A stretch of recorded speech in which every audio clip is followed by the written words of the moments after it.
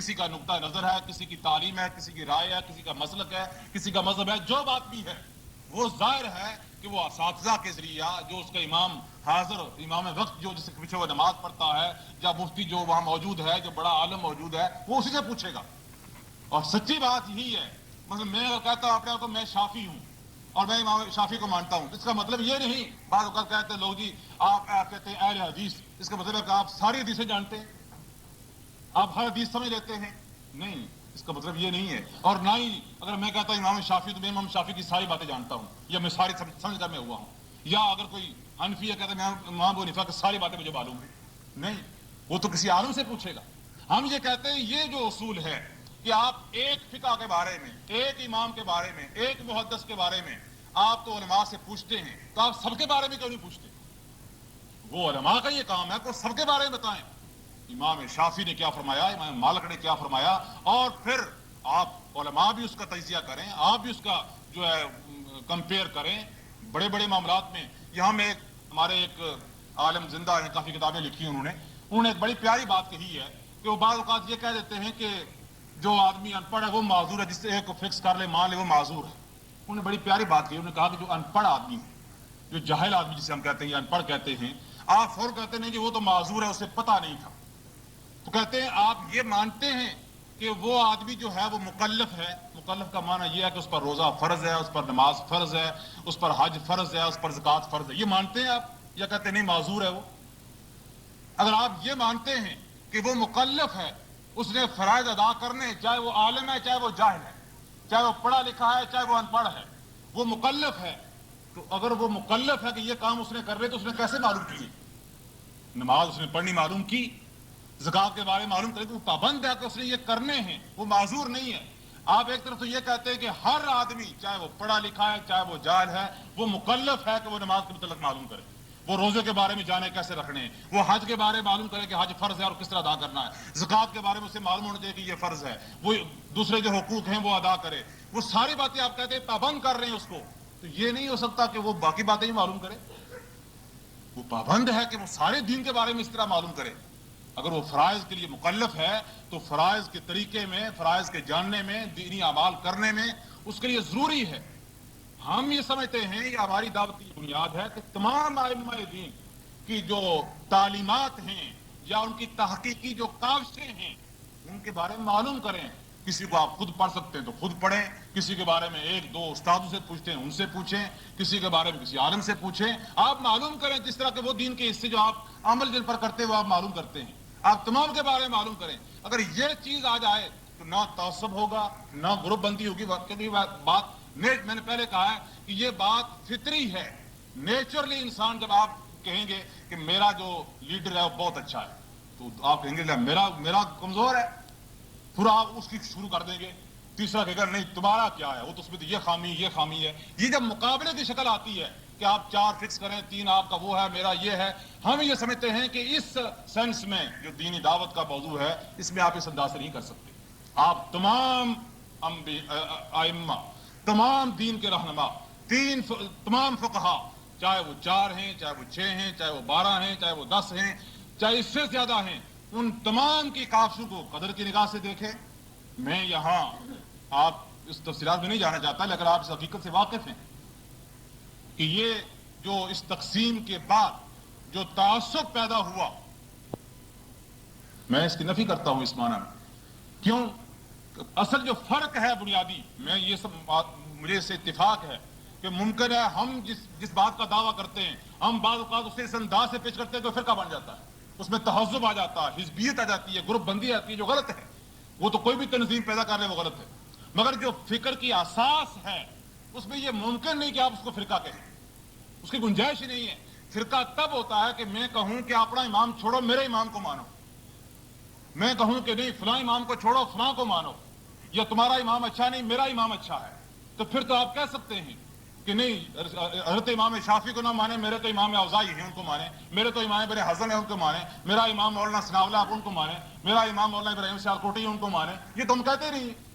ہماری دعوت یہ ہے کہ تمام ائمہ کی کاوشوں کی روشنی میں کتاب و سنت کی بنیاد پر جو عمل کریں اور کسی ایک نسبت نہ کریں. تو اس لیے یہ محض ایک مغالطہ ہے میں ایک شبہ ہے جو بات پر پیدا ہو جاتا ہے سارے فرقے ہیں. نہیں، فرقے کی بنیاد تب بنتی ہے کہ آپ جب کسی شخصیت کو محور بنائیں گے، اپنے تمام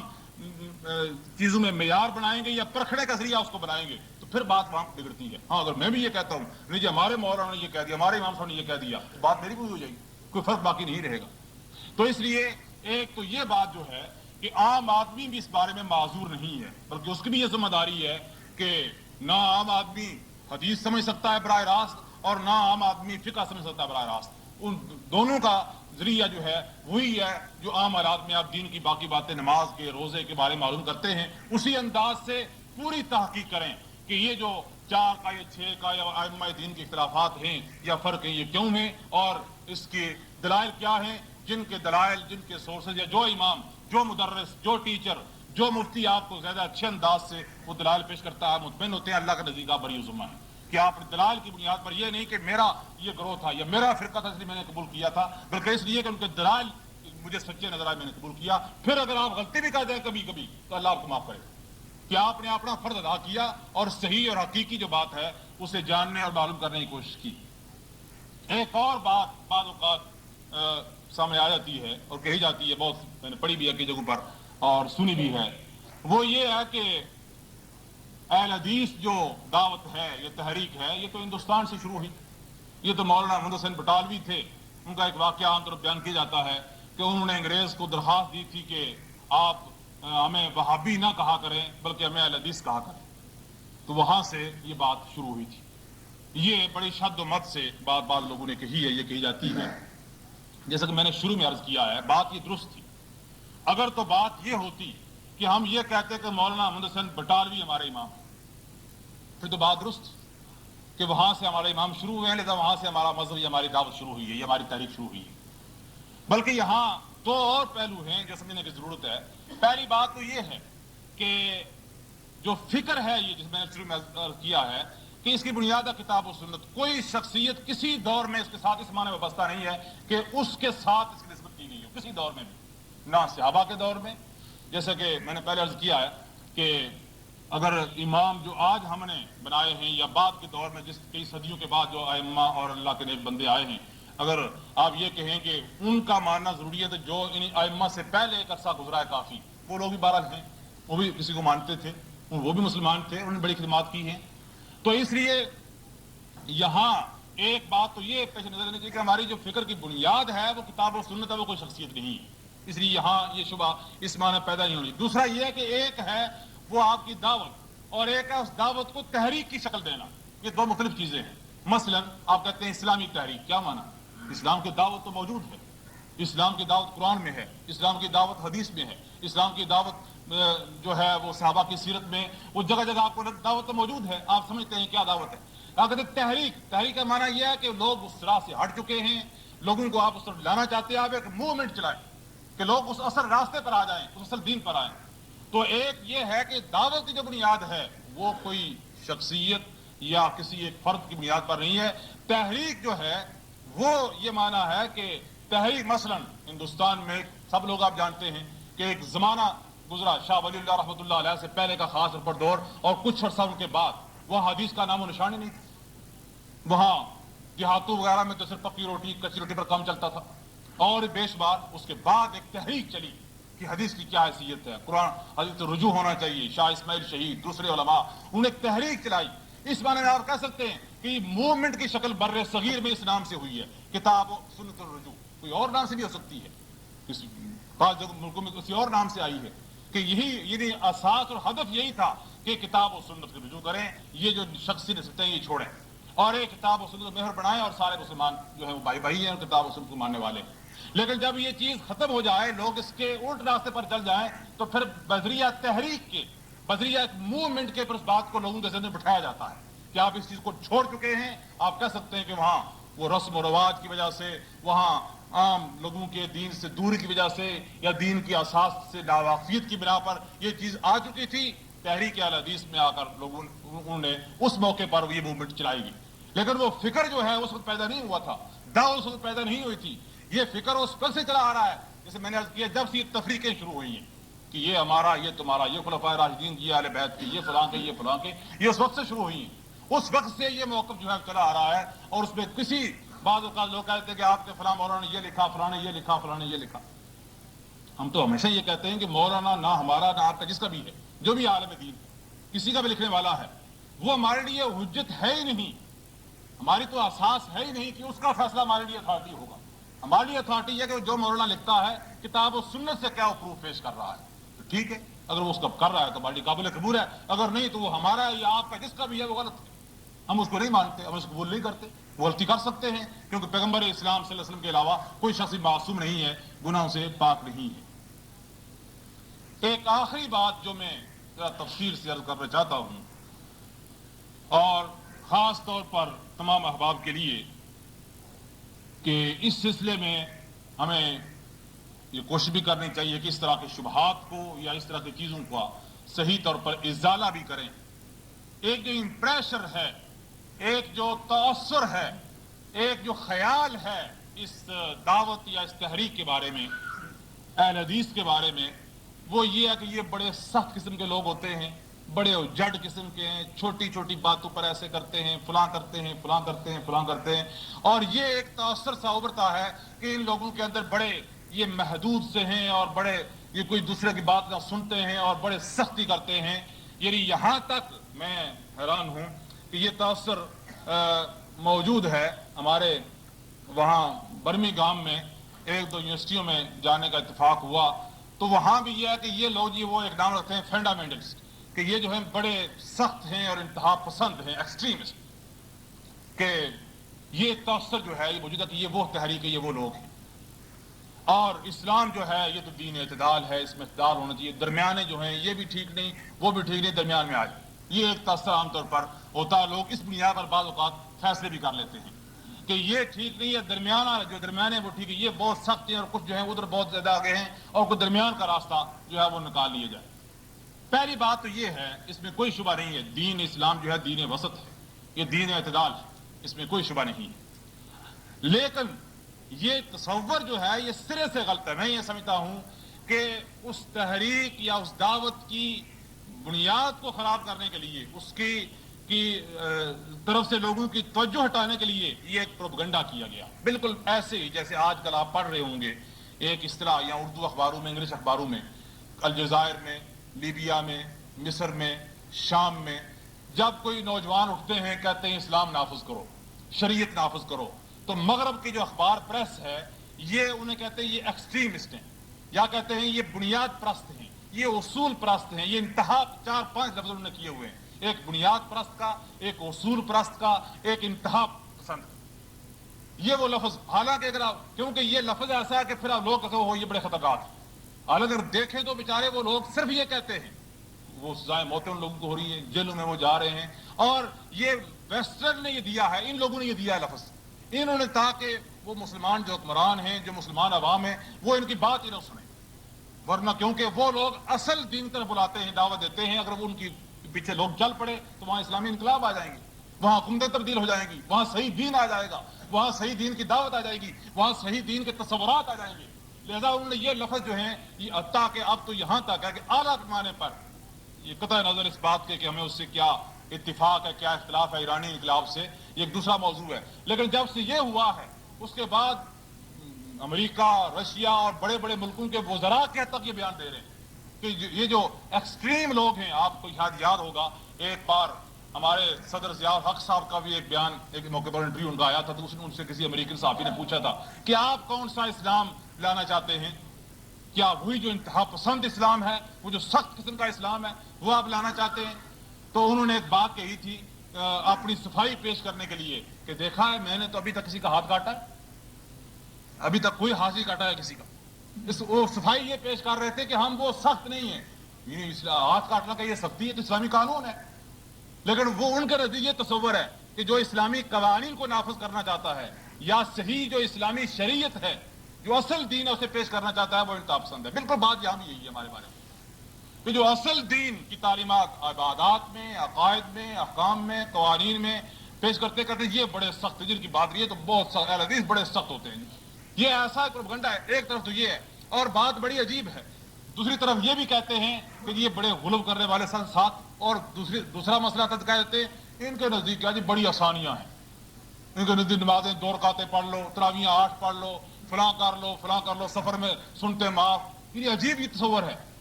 حالانکہ بات یہ نہیں ہے. میں یہ سمجھتا ہوں، میرا یہ دعویٰ نہیں ہے بلکہ میں اس حد تک مطمئن ہوں کہ یہ حقیقت ہے کہ یہ تصور جو اہل حدیث فکر نے پیش کیا قرآن و سنت کا سمجھنے کا، یہ وسط ہے، اس میں اعتدال ہے، اس میں غلو نہیں ہے. اور سب سے پہلے اس کی بنیاد یہ ہے کہ اس میں کسی بھی شخصیت کی پوجا نہیں کی جاتی. نبی کریم نے جہاں یہ کہا کہ انتہا پسندی، حضور نے یہ کہا ہے، قرآن نے بھی یہ کہا، یا اہل کتاب لا تغلو فی دینکم، غلب نہ کرو، یہ انتہا پسندی کے معنی میں. خود رسول اللہ نے فرمایا ایاکم والغلو فی الدین، دین میں غلو سے بچو، انتہا پسندی سے بچو. وہ کیا ہے آپ وہ دیکھیں. اور وہ اگر آپ دیکھیں کہ اسلام نے دین اسلام نے اور رسول اللہ نے جس بات کو انتہا پسندی کہا ہے یا جسے ایکسٹریم معنی میں لیا ہے، وہ کیا ہے. اگر وہ دیکھیں گے تو اس سے اگر کوئی بچتے ہیں یا بچانے کی تاکید کرتے ہیں تو صرف ہے حدیث. میں یہاں یہ الفاظ کہوں گا. مثلا ہم یہ کہتے ہیں کہ حضور اکرم صلی اللہ علیہ وسلم نے فرمایا کہ یہود اور نصارہ نے اپنے انبیاء کے بارے میں غلو کیا. اللہ نے اس بنا پر ان پر لعنت کی کہ انہوں نے نبیوں سے وہ سلوک کیا جو اللہ سے کرنا چاہیے تھا، وہ معاملہ کیا جو اللہ کی شان کے لائق تھا. یہاں حضور نے لفظ استعمال کیا غلو، اور اہل کتاب سے یہ کہا بھی کہ لا تغلو فی دینکم، کہ دین میں غلو نہ کرو. ہم یہی دعویٰ دیتے ہیں کہ یہ جو آپ عزت کے نام پر، یہ جو ادب کے نام پر، یہ جو تعظیم کے نام پر، احترام کے نام پر ان شخصیات کو آپ بعض اوقات غیر شعوری طور پر محبت کے جوش میں آ کر آپ رسول اللہ کے برابر لے جاتے ہیں یا اللہ کے برابر لے جاتے ہیں. اگر رسول ہیں تو انہیں اللہ کے برابر لے جاتے ہیں، اگر امتی ہیں تو ان کو نبی رسول کے برابر لے جاتے ہیں. ہم اس سے روکتے ہیں. ہم تو وسط کی تعلیم دیتے ہیں کہ اعتدال قائم رکھو، جہاں ان کا مقام ہے وہیں ان کو رکھو. جب ہم یہ کہتے ہیں تو آپ کہتے ہیں ان کے گستاخ اور بے ادب ہے، اور جب ہم وہ کہتے ہیں تو کہتے ہیں یہ بڑے سخت ہیں. یاکم بالغلو فی الدین، مثلا رسول اکرم صلی اللہ علیہ وسلم نے دوسرا ایک پہلو ہے. ایک تو یہاں یہ ہے کہ ہر عالم، ہر امام، ہر امتی جتنا بھی اس کا بلند مقام کیوں نہ ہو، اسی مقام پر اس کو رکھا جائے، اسے دین اور شریعت بنانے کا اختیار نہ دیا جائے. یہ ہم نے کہا. اور دوسرا یہ ہم یہ بھی کہتے ہیں کہ دینی مسائل میں تشدد اس معنی میں نہ کرو کہ جس سے رہبانیت اور یہ تصور آئے کہ یہ کام ضرور آپ نے کرنے ہیں، فرض سنتے جو ہیں وہ فرض بن جائیں، نوافل جو ہیں وہ فرض بن جائیں، جو مستحبات ہیں انہیں فرض کی طرح لوگوں کو لگا دیں. اور لوگ بیچارے سمجھتے ہیں کہ نہ انہیں پتہ ہے نفل میں کیا فرق ہے، سنت نفل میں کیا فرق ہے، نہ انہیں معلوم ہے کہ سنت اور فرض میں کیا فرق ہے. وہ ہر بات کو فرض سمجھ کر وہ گنتی پوری کرتے ہیں، لگے ہوئے بیچارے پریشانی میں پڑے ہوئے ہیں. ہم سہولت دیتے ہیں، ہم کہتے ہیں اعتدال قائم رکھو. ہمیں کہتے ہیں اعتدال قائم رکھو، فرض کو فرض سمجھو، سنت کو سنت سمجھو. میں نے کئی بار شاید بیان کیا کہ دوستوں نے سنا ہوا یہ لطیفہ کہ ہمارے ایک حافظ صاحب نے کہا ایک بار کہ میں جب نماز پڑھی تو زور کی تو میں نے نفل نہ پڑھے. تو میرے ساتھ حاضر کہنے لگے حافظ صاحب نے نفل نہیں پڑھے. میں نے کہا نفل ضروری تو نہیں ہے نا، اگر چھوڑ بھی جا سکتے ہیں. کہنے لگا حافظ صاحب نفل پڑھنے فرض ہیں، آپ کو پتہ نہیں ہے. غصے میں آئے وہ، کیونکہ یہ بیچارہ عام آدمی سے معلوم نہیں ہے کہ فرائض بہرحال فرائض ہیں، سنن بہرحال سنن ہیں، نوافل بہرحال نوافل ہیں. اگر یہ اصطلاحیں آپ کرتے ہیں کہ فلاں چیز فرض ہے، فلاں سنت ہے، فلاں نفل ہے، میں یہ سمجھتا ہوں جہاں تک میرا علم ہے، میں غلط بھی ہو سکتا ہوں، کہ میری معلومات کی حد تک وہ جو اس فکر کے حاملین ہیں وہ تو اس میں فرق کرتے ہیں. اکثر لوگ نہیں کرتے. وہ ان چیزوں کو بندی اسی طرح کرتے ہیں کہ بعض اوقات وہ رکعتوں کی گنتی پوری کرنے کے لیے اور نوافل کو فرض کے ساتھ شامل کرنے کے لیے وہ نماز خراب کر دیتے جلدی میں کہ ٹائم اتنا لگے اور نفل تعداد پوری ہو جائے، سنت تعداد پوری ہو جائے. ہم اس پہ اجازت دیتے ہیں. سہولتیں جو ہیں اللہ نے دی ہیں، سفر میں روزہ چھوڑنے کی، سفر میں نماز نصف پڑھنے کی، اور بیش بار جو سہولتیں ہیں ان سہولتوں سے فائدہ اٹھاؤ اور تشدد نہ کرو. رسول اکرم صلی اللہ علیہ وسلم نے ایک دوسرے معنی میں بھی یہ بات فرمائی کہ بعض لوگ یہ جو کہتے ہیں کہ فلاں آدمی ساری رات جو ہے وہ جاگتا رہتا ہے، فلاں آدمی جو ہے وہ کھاتا کچھ نہیں ہے، فلاں آدمی جو ہے وہ ایک ٹانگ پر کھڑا رہتا ہے، فلاں آدمی جو ہے وہ شام کے وضو کے ساتھ صبح کی نماز پڑھتا رہا اتنے ساتھ. یہ جو باتیں ہیں یہ ہم تو نہیں کرتے. غلب یہ کہا جاتا ہے کہ یہ لوگ بڑے سخت ہیں. یہ کون کرتا ہے؟ رسول اکرم صلی اللہ علیہ وسلم کی حدیث سے آپ نے فرمایا کہ لا تشددوا علی انفسکم فیشدد علیکم. فرمایا اپنے آپ پر اس بارے میں سختی نہ کرو کہ آپ مشکل میں جا کر اپنے آپ کو تنگ کر کے پریشان کر کے آپ یوں ہی مشکل میں پڑے رہے اور مصیبت ڈالیے اپنے آپ کو. اسلام دین یسر ہے اور دین فطرت ہے. کہ انسانی فطرت اور اس کی طاقت کے مطابق جو باتیں وہ بتاتا ہے. فرمایا اس اعتدال کو تم قائم رکھو. حضور نے وہاں کیا فرمایا؟ فرمایا فَإِنَّ قَوْمًا شَدَّدُوا عَلَىٰ أَنفُسِهِمْ فَشُدَّ عَلَيْهِمْ. فرمایا ایک قوم تم سے پہلے گزر چکی ہے، انہوں نے غیر ضروری چیزیں اپنے اوپر کی، یہ وظیفے، یہ ذکر، یہ مجلسیں، یہ اتنی دفعہ رات کو دن کو ایسی پابندیاں لگائیں. فرمایا فَشُدَّ عَلَيْهِمْ. اللہ نے پھر ان پر اتنی سختی کی کہ ان پر وہ چیزیں جب فرض کی گئی تو پھر کر نہیں سکتے تھے، ان کی طاقت سے باہر تھی. حضور نے فرمایا فَتِلْكَ بَقَایَاهُمْ فِي الصَّوَامِعِ وَالدِّیَارَاتِ. فرمایا ان کی اگر نشانیاں دیکھنا چاہتے تو چرچوں میں جاؤ اور عبادت گھروں میں دیکھو وہ کیا کر رہے ہیں، یہ وہ پڑے ہوئے ہیں. اور امام ابن کثیر نے اور بعض دوسرے لوگوں نے مسند ابو یعلا کے حوالے سے یہ روایت ذکر کی ہے، یہ حدیث ذکر کی ہے کہ اور امام ابن کثیر نے ذکر کیا اس کا اس آیت کی تفسیر میں وَرَحْبَانِيَّةً ابْتَدَعُوهَا مَا كَتَبْنَاهَا عَلَيْهِمْ، کہ انہوں نے وہ چیزیں اپنے پر فرض کر لی جو ہم نے فرض نہیں کی تھی، ہم نے وہ ضروری قرار نہیں دی تھی. انہوں نے کیا کہ فلاں صاحب فلاں چیز کھاتے نہیں ساری عمر، انہوں نے تو ساری عمر فلاں وہ بستر پر سوئے نہیں ساری عمر. یہ وہ چیزیں ہیں. اور میں یہ سمجھتا ہوں یہ فکر ہے، یہ ہماری دعوت ہے جو ان چیزوں سے روکتی ہے. تو آپ کہتے ہیں یہ بولو یہ بڑے سخت ہے، یہ تو بڑی نرمی کی بات ہے. آگے چلیے،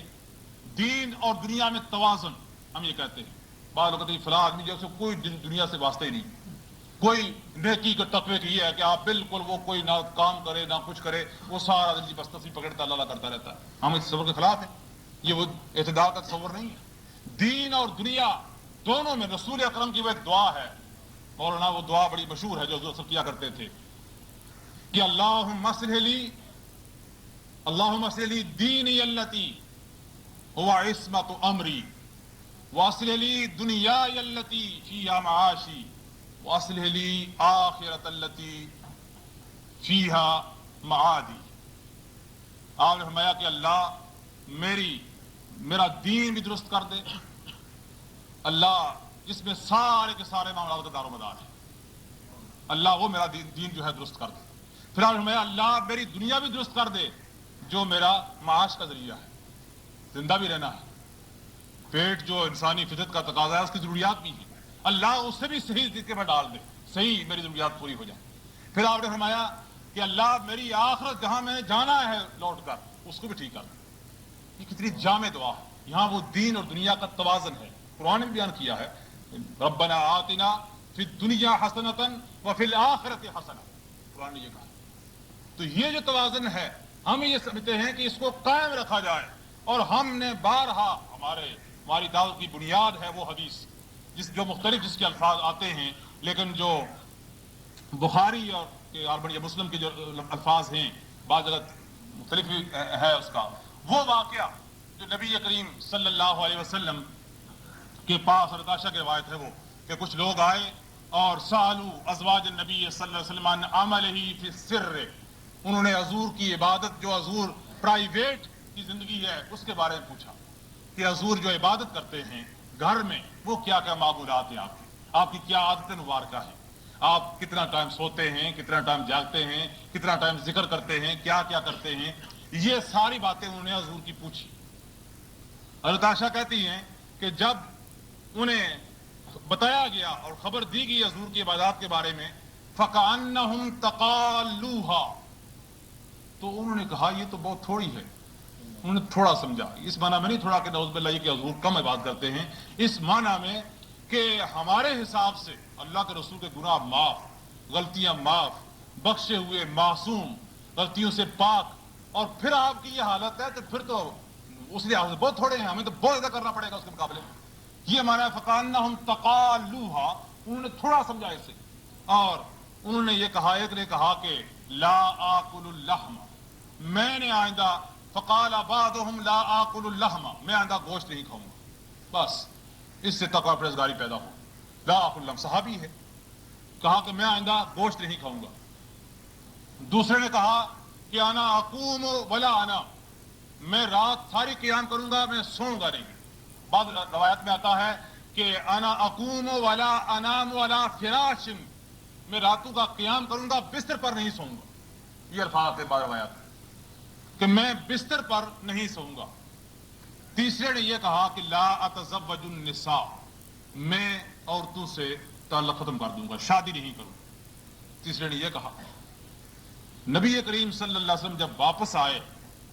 تو فبالغ ذلک النبی صلی اللہ علیہ وسلم، آپ کو یہ خبر پہنچائے گی یا پہنچی. تو آپ نے جب یہ سنا تو آپ نے یہ الفاظ فرمائے تھے اس موقع پر صحابہ کو بلا کر، اور ان کو مخاطب کر فرمایا تھا ما بال اقوام، ان لوگوں کا کیا حال ہے. فرمایا کہ ان لوگوں کی کیا کیفیت یا کیا حالت ہے کہ یقول احدہم قضا وقضا، کہ ان میں سے بعض یہ کہتے ہیں ایک نے یہ کہا، کسی نے یہ کہا، کسی نے یہ کہا. پھر آپ فرمایا تھا لیکنی اصوم و افطر و انام و اقوم و آکل اللحم و اتزوج النساء، میں روزے رکھتا بھی ہوں، میں افطاری بھی کرتا ہوں، میں نے شادی بھی کی ہوئی ہے، میری بیویاں بھی ہیں، میں گوشت بھی کھاتا ہوں، میں رات کو سوتا بھی ہوں، جاگتا بھی ہوں. یہ ساری باتیں آپ نے کہی اس روایت کے مطابق. تو یہ جو تصور ہے، میں یہ سمجھتا ہوں کہ اس دعوت کی جو بنیاد ہے رسول اکرم کی احادیث، حضور کی سیرت، اس پر ہم تو یہ دعوت دیتے ہیں کہ اس میں یہ تکلف نہیں ہونا چاہیے، آسانیاں پیدا کریں لوگوں کے لیے. لوگوں کو جو دین نے آسانیاں دی بتائی جائیں ہم نے کہ یسر کیا ہے، اور ہمیں یہ کہا جاتا ہے یہ بہت سخت ہے. یہاں تو سختی تو یہ ہے کہ آپ وہ ناروا پابندیاں اپنے اوپر لگا رہے ہیں. جیسے کہ حضرت معاذ رضی اللہ تعالیٰ عنہ سے حضور نے یہ فرمایا تھا، ایک موقع پر حضور اس کا خیال بھی رکھا کہ انہوں نے طویل نماز پڑھائی، لوگوں نے شکایت کی تو آپ نے سخت الفاظ کہے. ایک روایت میں آتا ہے آپ نے فرمایا فتان انت یا معاذ، معاذ تو فساد کر رہا ہے، فتنہ لوگوں پہ لانا چاہتا ہے. ان لوگوں کو مصیبت میں ڈال کر، ان لوگوں میں سے کام کرنے والے بھی ہیں، کچھ لوگوں کی اور ضروریات بھی ہوں، کسی کی حاجت ہے، کوئی مریض بھی ہوں گے، کوئی بوڑھے بھی ہوں گے. اسی طرح ایک مقام پر آپ نے یہ فرمایا کہ کیا ان کنتم منفرین، تم نفرت پیدا کر رہے ہو دین سے لوگوں کو تاکہ لوگ دین سے بھاگ جائیں. میں کئی بار کہا کرتا ہوں، معذرت کے ساتھ یہ عرض کروں گا کہ آپ ایک بچے سے یہ کہیں گے، اگر آپ فرق کریں کہ میں اس میں نہیں اس کے خلاف، کہ اگر آپ نماز کی رکعتیں بتاتے ہیں، نفلوں کا بتاتے ہیں، سنتوں کا بتاتے ہیں، فرائض کی الگ بات ہے، مگر آپ ڈائریکٹ اگر اس انداز سے ایک بچے سے کہیں گے یہ نئے نمازی سے کہ شاہ کی نماز کی 17 رکعتیں پوری کرنی ہے تو نے، تو اس کو تو بخار چڑھ جائے گا. جو آدمی نمازی نہیں ہے، جو آدمی کو پتہ نہیں ہے، آپ اسے بتائیں کہ یہ فرائض ہیں، پھر اسے سنتوں کی اہمیت بتائیں، پھر اس کے پاس وقت ہے اور اس کے پاس طاقت ہے، پھر نفلوں کی فضیلت بتائیں، اسے کتنا اجر ہے، کتنا ثواب ہے، نوافل سے کتنا اللہ کا قرب حاصل ہوتا ہے. یہ ساری باتیں آپ بتائیں گے اور آپ اسے یہ ساری باتیں فرض کی طرح بتائیں گے، اور ٹائم کا، اوقات کا اور سارا مسئلہ اس کے سامنے ہوگا یہاں کا، تو ظاہر ہے کہ پھر وہ کیا وہ نفرت پیدا ہوگی کہ بڑی سختی ہے، بہت سخت ہے، یہ بہت زیادہ ہے. کیونکہ ہمارا یہ دعویٰ ہے کہ فرائض جو ہیں دین کے ان میں کوئی سختی نہیں ہے، اور ہم یہ وہ حضور اکرم کا وہ فرمان ہمارے سامنے ہے، رسول اکرم کی وہ حدیث ہمارے سامنے ہے جس میں رسول اکرم صلی اللہ علیہ وسلم نے یہ ارشاد فرمایا تھا صحابہ کرام سے بھی کہ لوگوں کے لیے یسروا ولا تعسروا، لوگوں کو آسانیاں دو، لوگوں پر سختی نہ کرو. اور یہ بھی آپ نے فرمایا تھا، ایک آدمی نے جب کہا کر اس نے پوچھا محمد صلی اللہ علیہ وسلم دین کیا ہے، تو آپ نے اسے بتایا کہ 5 وقت کی نماز فرض، یہ فرائض بتائے صرف آپ نے. تو میں اگر تجھے طاقت ہو تو اسے ظاہر پڑھ لینا، پہلے صرف اتنا کہا. یہ بڑی سننے والی حدیث ہے. حضور نے فرض نماز کا ذکر کیا، فرائض کا، فرمایا یہ فرائض، اس کے بعد روزے کے فرض کا فرمایا اگر طاقت ہو تو اسے ظاہر. پھر اس طرح حج کا ایک فرض، اس کے بعد طاقت ہو تو. اس طرح زکوٰۃ کا. اس نے کہا کہ اللہ کے رسول جو کچھ آپ نے بتایا ہے نہ اس سے کمی کروں گا نہ زیادتی کروں. حضور نے فرمایا کسی نے دیکھنا ہے، اگر یہ سچا ہے تو جنتی دیکھنا تو ہی جا رہا ہے. فرائض. اور دوسری حدیث بھی حضور نے فرمایا کہ تمام معاملات میں اچھے عمل وہ ہیں ادوامھا، جن پر آپ دوام کرتے ہیں. آپ نے شروع کر دیا ایسے لمبے وظیفے اور ایک ہفتے پر چھوڑ دیے. ہاں میں پہلے عرض کہا ہے کہ متقین، اللہ کے مقربین، وہ جنہیں اللہ کی ہمت اور توفیق دیتا ہے، ان کے لیے تو وہ فرائض کی طرح ہی ہو جاتے ہیں. مگر آپ بات کر رہے ہیں دعوت کی، لوگوں کو پیش کرنے کی، لوگوں کو متعارف کرانے کی، لوگوں کو لگانے کی، لوگوں کی اصلاح کی. اس کا طریقہ یہی ہونا چاہیے کہ اس میں تشدد نہ ہو، اس میں غلب نہ ہو، اس میں بہت بڑی بڑی چیزیں مشکل بنا کر لوگوں کو پیش نہ کی جائیں، بلکہ وہ جو دین نے آسانیاں دی ہیں ان آسانیوں سے ان کو آگاہ کیا جائے. جو رخصتیں دی ہیں، جو چھٹیاں دی ہیں، وہ بھی بتائی جائے لوگوں کو، تاکہ دین کا یہ تصور نہ آئے کہ کوئی ایسی یہ پابندیاں ہیں جو انسان کی بس سے باہر. تو خیر میں یہ عرض کر رہا تھا کہ یہ وہ میں نے منتشر سے انداز سے چند چیزیں رکھی ہیں کہ اس چیز کو اگر آپ سامنے رکھیں تو اصل جو اساس ہے ہماری دعوت کی، میں یہ سمجھتا ہوں کہ دور حاضر کی یا موجودہ جو دعوتیں ہیں یا جو مشن ہیں یا جو تحریکیں ہیں، اس میں اس لحاظ سے اس کے اندر جامعیت اور عالمگیریت ہے کہ اس کے اندر وہ تحدید اور وہ شخصیت پرستی یا وہ گروپ بندی اس انداز کی نہیں ہے، بلکہ مقصود جو ہے وہ کتاب و سنت کی، قرآن و سنت کی دعوت ہے، اور ہر شخص ان ذرائع سے جن کے ذرائع سے وہ دین کی تعلیم حاصل کرتا ہے، ان ذرائع کے ذریعے تمام ائمہ کے، تمام مذاہب کے، تمام مسالک کے، تمام مکاتب فکر کے دلائل معلوم کرے، اور ان دلائل کی روشنی میں صحیح بات کو قبول کرے اور غلط بات کو وہ چھوڑ دے۔ اللہ تعالیٰ مجھے اور آپ کو توفیق عطا فرمائے کہ ہم اخلاص سے، ایمانداری سے جو دین کی صحیح باتیں ہیں انہیں قبول کریں، چاہے وہ کوئی بھی کہنے والا ہو، کوئی پیش کرنے والا ہو۔ غلط باتیں چاہے وہ کتنا ہی بڑا دعوے دار اس کا ہو، وہ پیش کرنے والا کوئی بھی ہو، غلط ہے تو ہم اسے قبول نہ کریں جب تک کہ کسی بات قبول نہ کرے جب تک اس کا کتاب و سنت کی، قرآن و حدیث کی صحیح دلیل نہ ہو۔ اللہ تعالیٰ میں اس کی توفیق عطا فرمائے۔ وآخر دعوانا ان الحمدللہ رب العالمین۔ اس موضوع سے متعلق جو میں نے گزارشات پیش کی ہیں، اگر کوئی بات سمجھ میں نہ آئی ہو یا کسی بات کے بارے میں آپ سمجھتے ہیں کہ اس میں کوئی ایسی بات ہے تو آپ معلوم کر سکتے ہیں۔ کوئی ایسی بات پہلے میں نے عرض کیا ہے کہ کوئی بھی شخص یہ دعویٰ نہیں کر سکتا کہ ہر بات جو وہ کہتا ہے وہ صحیح ہے۔ ہر آدمی کو یہی ہونا چاہیے کہ جو وہ بات صحیح سمجھتا ہے وہ کہتا ہے، ممکن ہے اس میں غلطی بھی ہو۔ تو میں سمجھتا ہوں کہ اگر یہ انداز اختیار کر لیا جائے تو بہت سی باتوں کی ہماری اصلاح بھی ہو سکتی ہے اور ہماری اپنی کوتاہیاں اور غلطیاں بھی دور ہو سکتی ہیں۔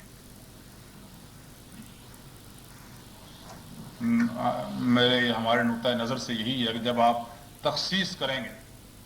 اس معنی میں تو اس میں یہ پیچیدگیاں پیدا ہوں گی۔ اگر آپ تمام ائمہ کی جو بھی خدمات ہیں ان میں سے، اور ظاہر ہے کہ ہر امام کی یہ بات آپ کو معلوم ہے کہ ہر امام کی نہ ہر بات صحیح ہے نہ ہر بات غلط ہے۔ یہ نہیں آپ کہہ سکتے کہ ایک امام کے نعوذ باللہ ساری باتیں غلط ہیں، اور یہ بھی آپ نہیں کہہ سکتے کہ ایک امام کی ساری باتیں صحیح ہیں، یہ نہیں آپ کہہ سکتے۔ حضرت امام مالک رحمۃ اللہ علیہ سے یہ بات پوچھی گئی تھی تو انہوں نے بڑا مشہور ان کا تاریخی جملہ امام مالک کا، ان سے جب یہ بات کہی گئی تو اپنے شاگردوں سے یہ بات انہوں نے کہی تھی۔ انہوں نے کہا تھا کہ یاد رکھو ایک بات کہ وہ امام مالک جن کو آج ان کے ساتھ یہ معاملہ ہو رہا ہے، تو انہوں نے یہ کہا تھا کہ کسی بھی دنیا کی شخصیت کی ایسی باتیں ہوں گی جو چھوڑی جا سکتی ہیں، اور ایسی باتیں بھی اس کی ہوں گی جو لی جا سکتی ہیں۔ وہ مسجد نبی میں بیٹھے ہوئے تھے روضہ رسول کے پاس، کہنے لگے الا صاحب ھذا القبر، سوائے اس قبر والی کی بات، اس طرح کی بات چھوڑی جا سکتی ہے، نہ رد کی جا سکتی ہے، اس کی ہر بات ماننی پڑے گی صلی اللہ علیہ وسلم۔ تو یہ امام مالک کا مشہور فرمان ہے۔ انہوں نے یہ فرمایا تھا کہ دنیا کوئی بھی شخص حضور کے علاوہ اس کی باتیں چھوڑ بھی جا سکتی ہیں۔ حضرت عبداللہ بن عمر رضی اللہ تعالیٰ عنہ نے جب لوگوں نے ان سے حج کے بعد مسائل میں بحث کی تو کسی ایک شخص نے کہہ دیا کہ آپ کے والد عمر فاروق تو اس طرح کہا کرتے تھے یا اس طرح کیا کرتے تھے اور آپ اس طرح کہہ رہے ہیں۔ اب عمر فاروق چھوٹے امام تو نہیں تھے، بہت بڑے امام تھے، عمر کی امامت اور انوت کی جو خلافت ہے اس کا کیا کہنا۔ مگر عبداللہ بن عمر غصے میں آ گئے، کہنے لگے تو عجیب آدمی ہے، میں رسول اللہ کی بات کر رہا ہوں تو میرے باپ کی بات کر رہا ہے۔ انہوں نے یہ نہیں کہا کہ آپ ڈیفینڈ کریں اپنی باپ کی بات کو کہ چونکہ میرے باپ نے یہ کہا تھا۔ ہمارا تو یہ ہوتا ہے نا، جو میں نے بات کہہ دی، جو میرے مولوی نے کہہ دی، جو میرے لیڈر نے کہہ دی، جو میرے امام نے کہہ دی، جو میرے کسی پارٹی والے نے کہہ دی، جو میری جماعت نے کہہ دی، میں اس کو ڈیفینڈ کرتا ہوں چاہے غلط ہی کیوں نہ ہو۔ ہمارے ہر ایک کا ہے، سب بیماری ہے، یہ ہر جگہ بیماری ہے، ہر ایک میں ہے، یہ نہیں کہ میں کہتا ہوں ہمارے یہاں نہیں ہے، سب میں ہے کہ ہم بعض اوقات غلط بات کو ڈیفینڈ کرتے ہیں، لیکن جو اصول ہیں وہ وہی ہیں جو صحابہ کرام نے دیے ہیں، جو قرآن و سنت کے مطابق ہیں۔ عبداللہ بن عمر نے یہی کہا کہ میں تو رسول اللہ کی بات پیش کر رہا ہوں اور تو میرے سامنے میرے باپ کی بات لے آیا ہے۔ تو یہ ہے اصل بات کہ دنیا میں چونکہ جب یہ اصول ہم تسلیم کرتے ہیں کہ کوئی بھی حضور کے علاوہ اس امت میں شخص ایسا نہیں جس کی ساری باتیں مانے گا سوائے رسول اللہ کی، کیونکہ میرا بھی ایمان ہے، آپ کا بھی ایمان ہے کہ کوئی شخص یہ نہیں کہتا کہ اگر کسی فلاں آدمی کی بات نہ مانی جائے تو آدمی کافر ہو جاتا ہے، کہتا ہے کوئی نہیں کہے گا۔ مگر کیا یہ کہتا ہے کہ رسول اللہ کی بات بھی نہ مانی جائے تو کافر نہیں ہوتا آدمی؟ کوئی نہیں کہے گا۔ ایک آدمی رسول اللہ کی بات کہتا ہے میں نہیں مانتا حضور کی یہ بات، وہ مسلمان نہیں رہ سکتا، اور ایک کہتا ہے میں اپنے والد کی فلاں بات نہیں مانتا، وہ غلط سمجھتا ہوں میں اس کو، وہ کافر نہیں ہوتا۔ تو وہ ایک ہی شخصیت، ایک ہی ہستی ہیں،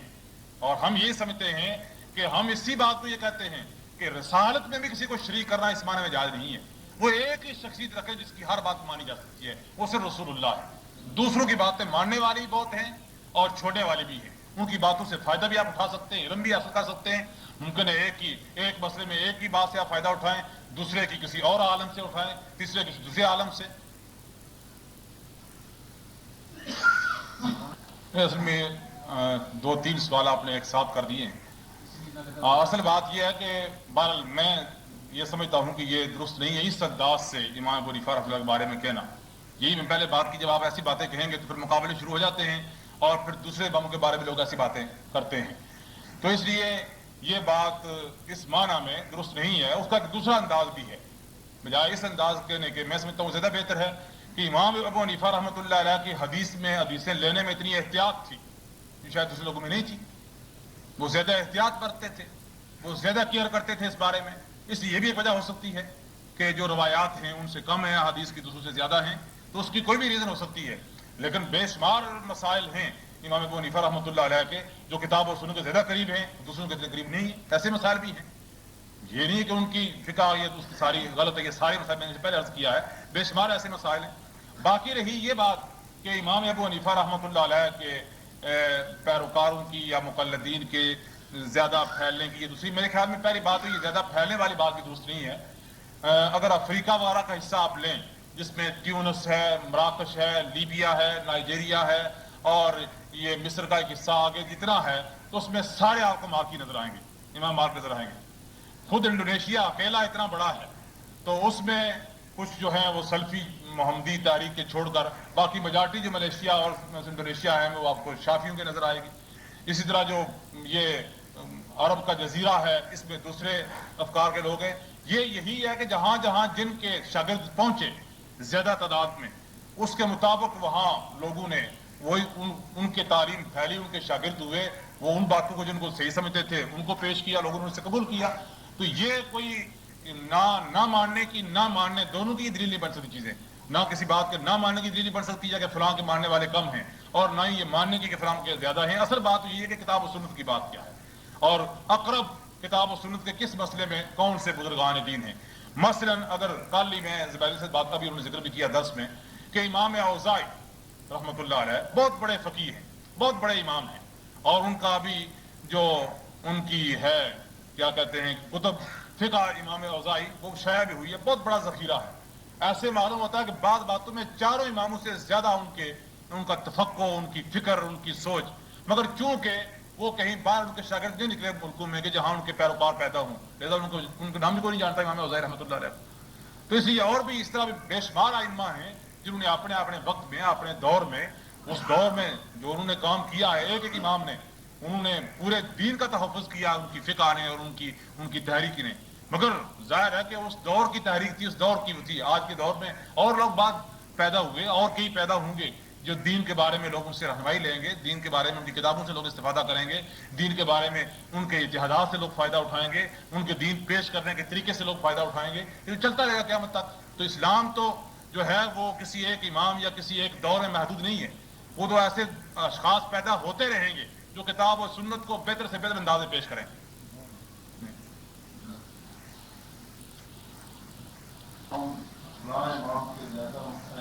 جی جی تو اس سے یہ بات بہتر نہیں نکلتی ہے کہ جہاں زیادہ ایک امام کے ہیں وہاں اس امام کی تقلید کی جائے. میں یہ عرض کرتا ہوں نا کہ اصول کیا ہے, بنیاد کیا ہے. سوال تو یہ ہے نا کہ ہمیں جو اصول دیا گیا, مثلا جو ہم اماموں کو مانتے ہیں, مانتے سب ہیں, جو ایک امام کو مانتے ہیں خاص کرتے ہیں, وہ بھی یہ کہتے ہیں کہ بنیاد قرآن و سنت ہے, یہ کہتے ہیں نا. جب ہم سب اس پر ایگری ہیں تو پھر کیوں نہ اسی بنیاد رکھا جائے, امام صالح سے استفادہ کریں. اصول جو ہے, سوال یہی پیدا ہوتا ہے کہ اصول کیا ہے. بعض لوگ کہتے ہیں کہ آسانی کے لیے یہ ہوتا ہے کہ اس میں آسانی رہتی ہے یا اور کئی چیزیں پیدا کی سکتی ہیں. میں نہیں کہتا, پہلے میں نے عرض کیا ہے کہ میں اپنا ایک نقطہ نظر ہے تو, لیکن سوال یہ ہے کہ آسانی کے لیے بھی براہ راست وہ امام صاحب موجود نہیں ہیں آج. ان کے جو علماء ہیں وہی بتاتے ہیں آپ کو. تو اس کے لیے یہ بھی بہتر ہے کہ وہ علماء جو ہیں وہ تمام فقہا کی کاوشیں سامنے رکھیں اور جس بات کو بہتر سمجھتے ہیں اس کو پیش کریں. کیونکہ اس میں ایک بات لازم آتی ہے کہ یعنی آپ یہ کہتے تو نہیں, میں یہ کہتا تو نہیں ہوں, مثلا میں کہتا ہوں امام شافعی میرے امام ہیں, میں نے ان کی تقلید کرنی یا میں نے ان کو ماننا ہے. آپ یہ میں نہ بھی کہوں تو اس کا مطلب یہ نکلے گا کہ ان کی ساری باتیں میں نے سچی مان لی, کیونکہ میں نے جب امام شافعی کے بارے میں یہ کہہ دیا تو باقی تینوں کی تو ساری باتیں میں نے چھوڑ دی ہیں. یہ انصاف تو نہ ہوا. یہ اصل مسئلہ بات یہ نہیں ہے کہ آسانی کے لیے یا مان لی جائے یا وہ کیا ہے, وہ تو چل رہا ہے اب تک کتنے سے چل رہا ہے, کتنا سا اور چلے گا, یہ بات نہیں ہے. ہم تو بات کر رہے ہیں حقیقت, جو حقائق ہیں کہ دین کے اندر جو غلط روایات پڑی ہیں. یہ نہیں کہ میں نے اکثر کہا کرتا ہوں کہ جس مسئلے سے آپ کو اختلاف ہے وہ بالکل اتنا غلط کفر ہو گیا ہے, یہ نہیں ہم کہتے. ہم یہ کہتے ہیں جس طرح ہم باقی باتوں میں اصلاح کرنا چاہتے ہیں کہ یہ غلط تصور ہے, یہ غلط تصور ہے, یہ غلط تصور ہے, اس طرح یہاں بھی اصلاح ہونی چاہیے. یہاں بھی تمام ائمہ کو مقام دینا چاہیے، تمام مسلمانوں کو۔ تو یہ جو ہے ہم یہ سمجھتے ہیں کہ جہاں اور ہمارے ہاں کچھ کمزوریاں آئی ہیں یا ایسی لغزشیں ہوئی ہیں یا علماء کی سوچ کی جو ہے یا فکر کی کچھ کوتاہیاں، وہاں ہم یہ سمجھتے ہیں یہ بھی ایک ہے، ان میں سے ایک ہے۔ اگر اس کی اصلاح ہو جائے تو یہ جو تعصبات ہیں اور یہ جو طائفیت ہے یہ کم ہو سکتی ہے۔ کوئی بھی جب تحریک چلتی ہے تو اس کی کوئی علامت اور نشانی ہوتی ہے۔ بر صغیر میں چونکہ جو اس کا بیک گراؤنڈ تھا وہ یہ تھا کہ لوگوں نے بعض جو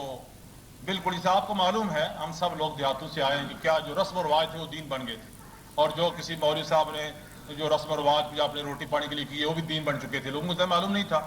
اس کی ایک بنیادی وجہ یہ تھی کہ حدیث سے لوگ واقف نہیں تھے۔ یہ سب مانتے ہیں کہ بر صغیر میں جتنے آپ کسی بھی عالم سے بات کریں وہ کسی بھی فرقے کا جماعت کا ہو کہ شاہ ولی اللہ خاندان کی کاوش کے بعد حدیث کا تعارف ہوا ہے وہاں، یہ سب کا اتفاق ہے، اس میں کوئی اختلافی بات نہیں ہے کہ بر صغیر میں پاک و ہند میں یا جتنا ایریا وہ تھا سب کانٹینٹ سے آپ کہتے ہیں وہاں شاہ ولی اللہ کے دور سے آغاز ہوا ہے حدیث کا تعارف کہ مسائل کو حدیث پر پرکھا جائے۔ تو بر صغیر میں یہ حدیث کو جو کہ تمام مسائل کو رسول اللہ کی حدیث جو ہے اس پر پرکھا جائے، میری بات ہو، آپ کی ہو، شاہ ولی اللہ کی ہو، ان سے پہلے کسی بزرگ کی ہو، کسی بڑے کی ہو، کسی چھوٹے کی ہو، یہ تصور جو ہے کیونکہ اس نام سے دیا گیا لہذا اس کا نام تحریک حدیث پڑ گیا۔ بعض جگہوں پر اسے سلفی تحریک کہا جاتا ہے، مڈل ایسٹ میں بعض علاقوں میں سلفی تحریک، بعض جگہ انڈونیشیا محمدی سے کہتے ہیں کہ وہ جو اصل سورسز ہیں دین کے اس کی طرف نسبت کی جائے، کسی پرسنل آدمی کی طرف نہ ہو۔ مقصد یہ ہے، ہم یہ سمجھتے ہیں کہ اہل سنت کی اصلاح بالکل درست ہے، ہمارے نزدیک اہل حدیث کی اصلاح بالکل درست ہے۔ قرآن کے ماننے والے، محمد کو ماننے والے، اسلام کو ماننے والے، یہ دین کی بنیادیں ہیں۔ تو آپ کہتے ہیں کہ میں محمدی ہوں، بالکل درست ہے اس معنی میں کہ وہ شریعت جو محمد رسول اللہ نے پیش کی اس پر آپ کر سکتے ہیں، قرآن کی طرف آپ کر سکتے ہیں، سنت کی طرف آپ کر سکتے ہیں، حدیث کی طرف آپ کر سکتے ہیں، یہ کوئی معنی نہیں ہے۔ بات جیسے میں نے شروع میں کیا، میرا یہ نقطہ نظر ہے اور جس کے لیے میں نے دلائل پیش کیے ہیں کہ جب آپ کسی ایک شخص کو رسول اللہ کے علاوہ کتنا ہی بڑا کیوں نہ ہو، آپ دیکھیے میں ایک بڑی مثال ہمارے سامنے موجود ہے کہ حضرت ابوبکر صدیق، حضرت عمر، چاروں کو چھوڑیے دونوں کو لیجیے آپ،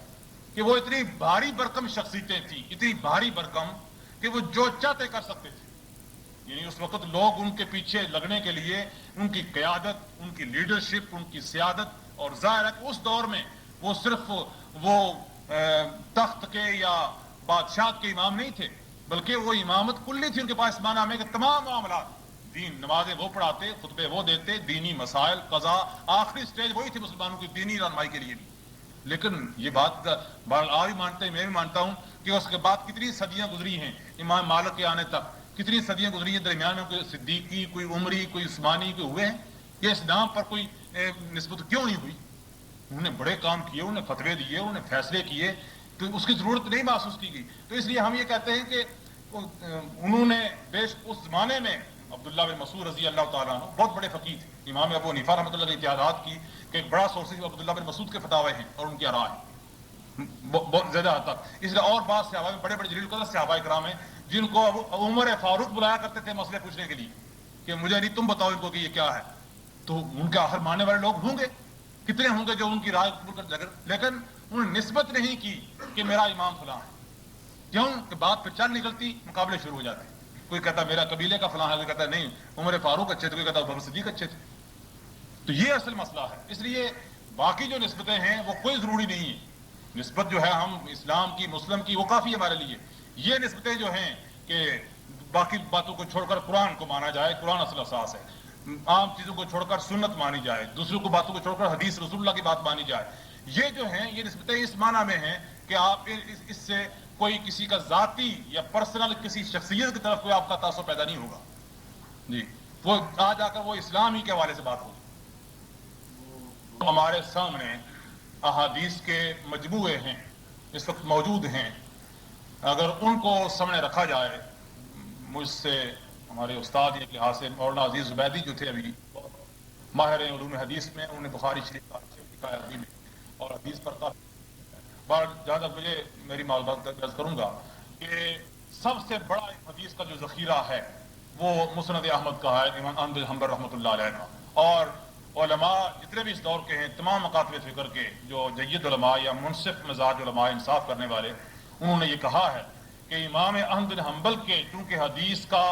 ان کا دور چونکہ متاخرین کا دور تھا، بعد کا دور تھا، ان کو زیادہ حدیثیں ملی، تو ان کے جو اجتہادات ہیں وہ زیادہ حدیث کے قریب ہیں۔ اور مسند احمد جو بہت بڑی کتاب ہے حدیث کی، آج بھی اس پر بڑا کام ہوا ہے اور بہت، تو وہ سب سے زیادہ مجموعہ ان کے پاس ہے۔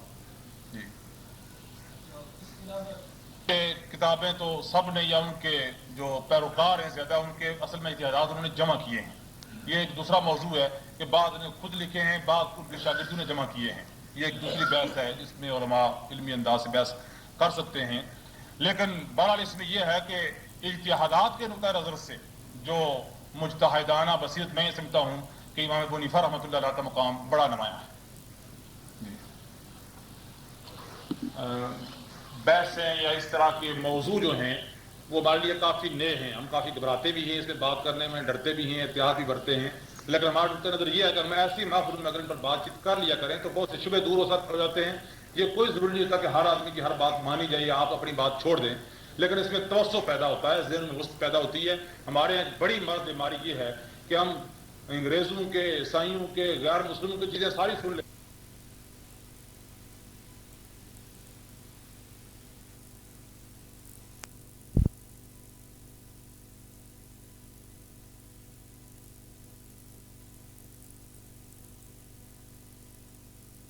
وعلى سید المرسلین وعلى آلہ واصحابہ اجمعین۔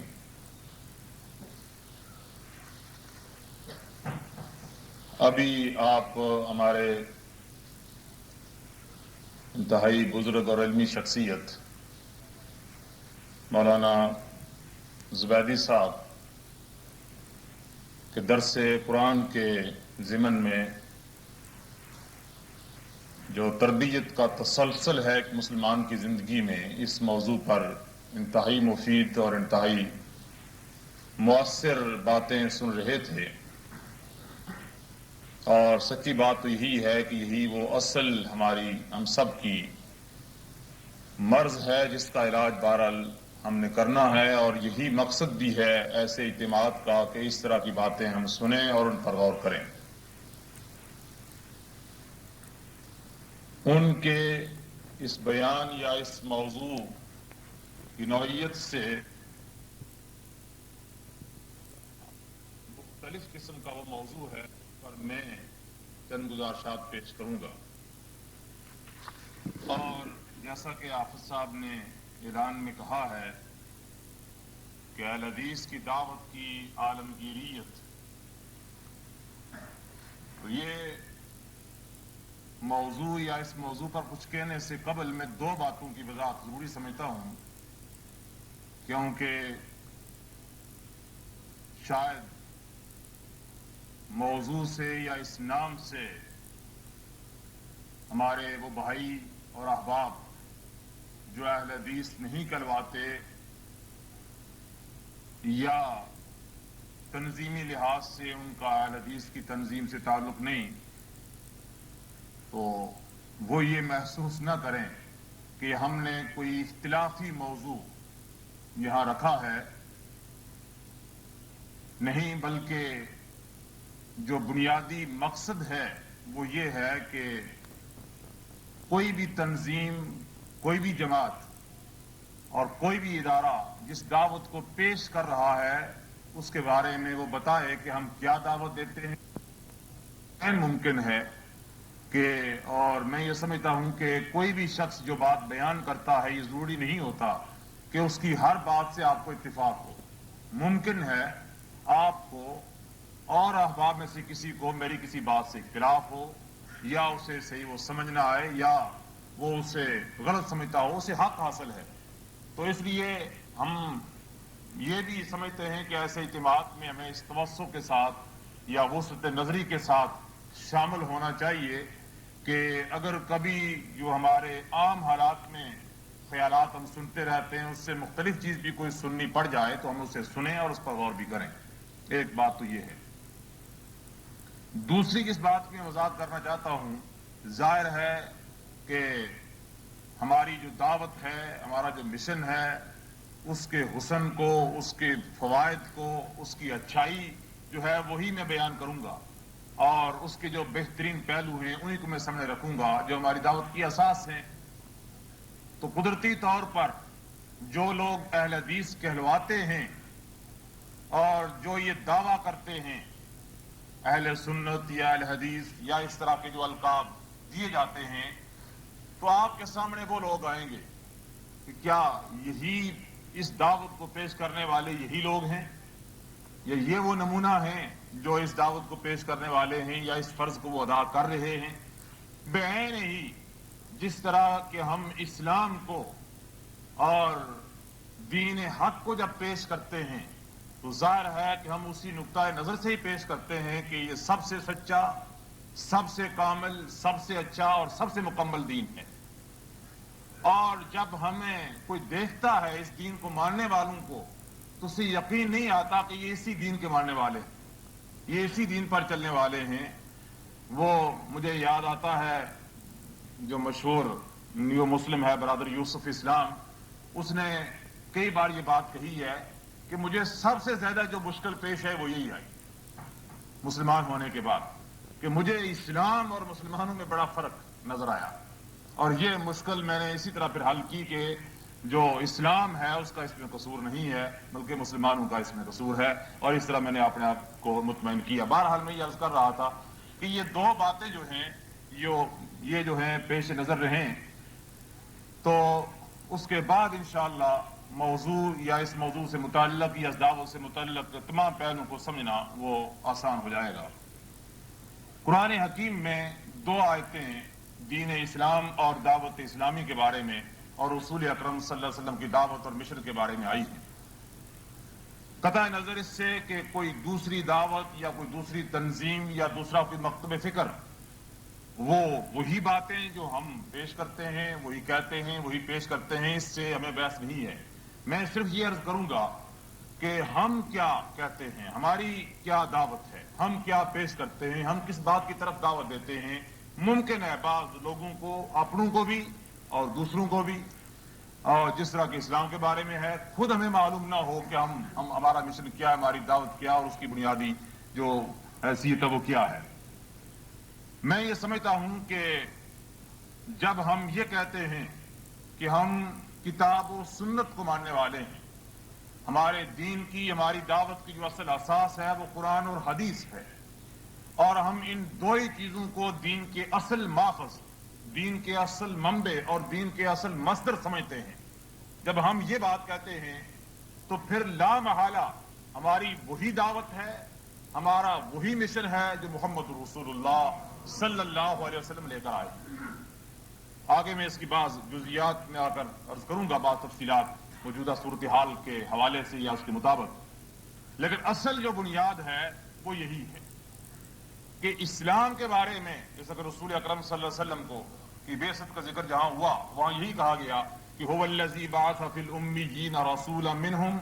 یتلو علیہم آیاتہ ویزکیہم ویعلمہم الکتاب والحکمہ۔ وہاں دو ہی باتیں ہیں، ایک اللہ کی کتاب کہ اس کتاب کو وہ ان پر پڑھیں، وہ ان تک پہنچائیں، وہ اسے سنائیں، اس کی تلاوت کریں، اور پھر اس کی روشنی میں اپنی سیرت سے، اپنے اسوے، اپنی سنت کے ذریعہ ان کی تربیت کریں، ان کا تزکیہ کریں۔ یہ بنیادی غرض بیان کی ہے۔ اور اس کے بعد یہاں یہ کہ رسول اکرم صلی اللہ علیہ وسلم کی دعوت کی دو جو بنیادیں ہیں، قرآن اور پھر آپ کی سیرت اور آپ کی سنت اور آپ کا وہ عمل جس کے ذریعے آپ نے اس جماعت کو یا اس امت کو تیار کیا۔ دوسرے مقام پر پھر اس کا جو وسیع تر مفہوم ہے یا اس کی جو وسیع تر غرض ہے اس امت کو بپا کرنے کی یا نبی کریم صلی اللہ علیہ وسلم کی بعثت کی، وہ پھر تھوڑے سے مختلف انداز سے بیان کی ہے کہ هو الذی ارسل رسولہ، وہاں یہ تک هو الذی بعث فی الامیین رسولا، وہ اللہ جس نے رسول کی بعثت کی ہے اس غرض کے لیے۔ اور دوسرے مقام پر یہ کہا کہ هو الذی ارسل رسولہ بالہدی ودین الحق، وہ اللہ جس نے رسول کو بھیجا دین حق دے کر اور ہدایت دے کر، لیظہرہ علی الدین کلہ، تاکہ ان کو پھر اس دین کو تمام ادیان پر غالب کیا جائے، پھر وہ تمام باطل افکار، باطل ادیان، جھوٹے مذاہب جو ہیں ان پر اس کی فوقیت، اس کی برتری جو ہے وہ ثابت کی جائے۔ نبی کریم صلی اللہ علیہ وسلم کی یہ دعوت، اور یہ دعوت جو ہے یہ کس معنی میں عالمگیر ہے؟ عالمگیریت کا یہ معنی ہے کہ وہ محدود نہیں ہے۔ وہ جس طرح کہ ہم انبیاء کرام کی دعوت کے بارے میں کہتے ہیں کہ کوئی کسی خطے کے لیے تھی، کوئی کسی خاص افراد کے لیے تھی، اس کے اصول چند لوگوں کے لیے تھے، یا خاص منطقہ خاص علاقے کے لیے تھے، اسلام کی دعوت جو رسول اکرم صلی اللہ علیہ وسلم لے کر آئے، اور جس کے بارے میں یہ دعویٰ کر رہا ہوں یا عرض کر رہا ہوں کہ ہماری دعوت کی اساس وہی ہے، بنیاد وہی ہے، وہ عالمگیر دعوت کس معنی میں ہے؟ قرآن حکیم نے ذکر کیا ہے، جہاں خود قرآن حکیم کا رسول اکرم صلی اللہ علیہ وسلم کی بعثت کا تیسرا مقام جو ہے، ایک پہلا مقام یہ کہ هو الذی بعث فی الامیین رسولا، آگے فرمایا یزکیہم ویعلمہم الکتاب والحکمہ، دوسرا یہ کہ هو الذی ارسل رسولہ بالہدی ودین الحق، ایک تیسرا مقام ہے جہاں اس کی عالمگیریت کا ذکر کیا ہے، قرآن کا بھی اور دین کا بھی، اور خاص طور پر رسول اکرم صلی اللہ علیہ وسلم کی بعثت کے، آپ کی تشریف آوری کے حوالے سے، اور وہ یہ ہے کہ وما ارسلناک الا کافۃ للناس بشیرا ونذیرا، کہ ہم نے آپ کو ساری انسانیت کے لیے، قرآن حکیم کا جہاں نزول کا ذکر آتا ہے کہ شہر رمضان الذی انزل فیہ القرآن ھدی للناس، وہاں کہا کہ وہ ساری انسانیت کے لیے ہدایت ہے، تمام لوگوں کے لیے ہدایت ہے۔ اور رسول اکرم صلی اللہ علیہ وسلم پہ ذکر کیا تو فرمایا کہ وما ارسلناک الا کافۃ للناس بشیرا ونذیرا، وہی للناس کا لفظ یہاں پہ استعمال کیا، وہاں تھا کہ ھدی للناس، اور یہاں یہ کافۃ للناس، ساری انسانیت کے لیے، تمام لوگوں کے لیے ہم نے بھیجا۔ خود حضور اکرم نے یہ فرمایا کہ انی رسول اللہ الیکم جمیعا، میں تمام جو لوگ مخاطب ہیں، جن تک بھی میری آواز پہنچتی ہے، جو بھی اس پیغام کو سننے والے ہیں، وہ سارے اس کے مخاطب ہیں، میں سب کی طرف رسول بنا کر بھیجا گیا۔ یہاں بھی یہ کہ انی رسول اللہ الیکم جمیعا۔ امت کے بارے میں جہاں ذکر کیا، اب یہ ہے وہ مرحلہ جہاں سے میں اس اصل موضوع جو ہے اس کا آغاز کروں گا، کہ پھر اس امت کے بارے میں یہ فرمایا کہ کنتم خیر امت اخرجت للناس، تینوں جگہ ایک ہی لفظ استعمال کیا، ناس کا، پوری انسانیت کا، قرآن ھدی للناس، رسول کافۃ للناس، اور پھر وہ مسلمان، وہ امت، وہ جو اس مشن کو لے کر آگے اٹھیں گے، آگے پہنچائیں گے اس کو، ان کے بارے میں کہا کہ کنتم خیر امت اخرجت للناس۔ یہ بھی صرف اپنے لیے، اپنی ذات کے لیے، اپنی اصلاح کے لیے، اپنی نمازوں کے لیے، اپنے روزوں کے لیے نہیں، بلکہ یہ تو ان کی کا شناختی کارڈ ہے، یہ ان کی آئیڈینٹی ہے کہ وہ نماز پڑھیں گے، وہ روزہ رکھیں گے، وہ یہ سارے جو احکام ہیں وہ ان پر عمل کرنے کے بعد ہی اس امت کا ممبر بنیں گے، ان کی اصل ذمہ داری اس سے آگے ہے، وہ یہ ہے کہ هو الذی ارسل رسولہ بالہدی ودین الحق لیظہرہ علی الدین کلہ، کیوں؟ اخرجت للناس، کہ ان کا مشن یہ ہے کہ یہ پوری انسانیت تک اس دین کو پیش کریں۔ اب ظاہر ہے جب ہم یہ کہتے ہیں اور اس بات کا اظہار کرتے ہیں کہ یہ دعوت جو ہے یہ ساری انسانیت کے لیے ہے، تو یہ صرف رسول اکرم صلی اللہ علیہ وسلم تک محدود نہیں تھا کہ ان کے لیے تو یہ ضروری تھا کہ تمام انسانیت دعوت پیش کریں، اور اب وہ دعوت ختم ہو گئی۔ اس کے بعد یہ امت کی ذمہ داری ہے، جیسا کہ صاحب میں کہا بھی گیا، خود رسول اکرم صلی اللہ علیہ وسلم نے یہ کیا فرمایا قرآن کی زبان میں کہ آپ پیغمبر ان سے یہ کہہ دیجئے کہ یہ جو مشن ہے، یہ جو دعوت ہے، قل ھذہ سبیلی ادعو الی اللہ علی بصیرۃ انا ومن اتبعنی، کہ میں جس دعوت کو لے کر آیا ہوں پیغمبر، آپ کہہ دیجئے کہ یہ جو میرا مشن ہے، جس کی طرف میں بلاتا ہوں، جو میرا راستہ ہے، وہ کیا ہے؟ ادعو الی اللہ، میں اللہ کی طرف بلاتا ہوں۔ اور اس کے بعد کیا ختم فرمایا؟ میرا بھی یہی مشن ہے، میری بھی یہی دعوت ہے، علی بصیرۃ انا ومن اتبعنی، اور جتنے میرے پیروکار ہیں، جو مجھ کو ماننے والے ہیں، ان کا بھی یہی مشن ہے کہ دعوت الی اللہ، اللہ کی طرف دعوت۔ یہ یہاں سے میں سارے عرض کروں گا کہ موضوع کافی مفصل ہے، پر میں سارے پہلو پر مختصر سے روشنی ڈالتا جاؤں گا۔ یہاں سے یہ بات سامنے ایک پہلو سامنے آ جاتا ہے دعوت کا، جسے آپ کہہ سکتے ہیں اسلام کی دعوت کا، اور جیسے میں نے عرض کیا ہے ہماری دعوت کا یہ پہلو پہلا بنیاد ہے کہ دعوت اللہ. میں نے شروع میں یہ عرض کیا ہے کہ میری کسی بات سے آپ یہ نہ سمجھے کہ میں ایک بات یہ کہتا ہوں کہ ہم یہ کہتے ہیں، ہماری یہ دعوت ہے، ہمارا یہ مشن ہے، اور اس کا مطلب یہ کہ دوسرے یہ نہیں کہتے، یہ قطعاً نہ سمجھا جائے. میں صرف یہ کروں گا ہم کیا کہتے ہیں، ہماری کیا دعوت ہے. یہ پہلی جو بنیاد ہے کہ انبیاء کی دعوت، اور ہم اس بات کو بھی اساس اور بنیاد اسی معنی میں بناتے ہیں کہ دعوت کی بنیاد جو ہے، اس کا جو محور جو ہے، اس کا جو مرکزی نقطہ ہے، وہ اللہ کی ذات ہے، وہ کوئی انسان نہیں ہے. یہ بات سب سے بنیادی ہے ہماری دعوت کی. میں اس کے سارے پہلو پر نہیں جاؤں گا کہ جو اصل اساس ہے وہ یہ ہے کہ اللہ کی ذات کی طرف لوگوں کو بلایا جائے. ان کی تمام پیغمبر جو ہیں، باوجود اس کے کہ وہ امت کی، وہ انسانیت کی، وہ لوگوں کی محبتوں، عقیدتوں اور تعلقات کا مرکزی نقطہ ہوتا ہے، اور وہ اپنی زندگیاں، اپنی جانیں اس پر قربان کرتے ہیں. مگر پیغمبر کی دعوت کی بنیاد یہی ہے، اگر وہ لوگ بھی اللہ کی طرف توجہ کے بجائے اس پیغمبر کی ذات کی طرف اس معنی میں توجہ دے دیں کہ اللہ کے مقام کو بھول جائیں، تو وہ دعوت اللہ نہیں ہو.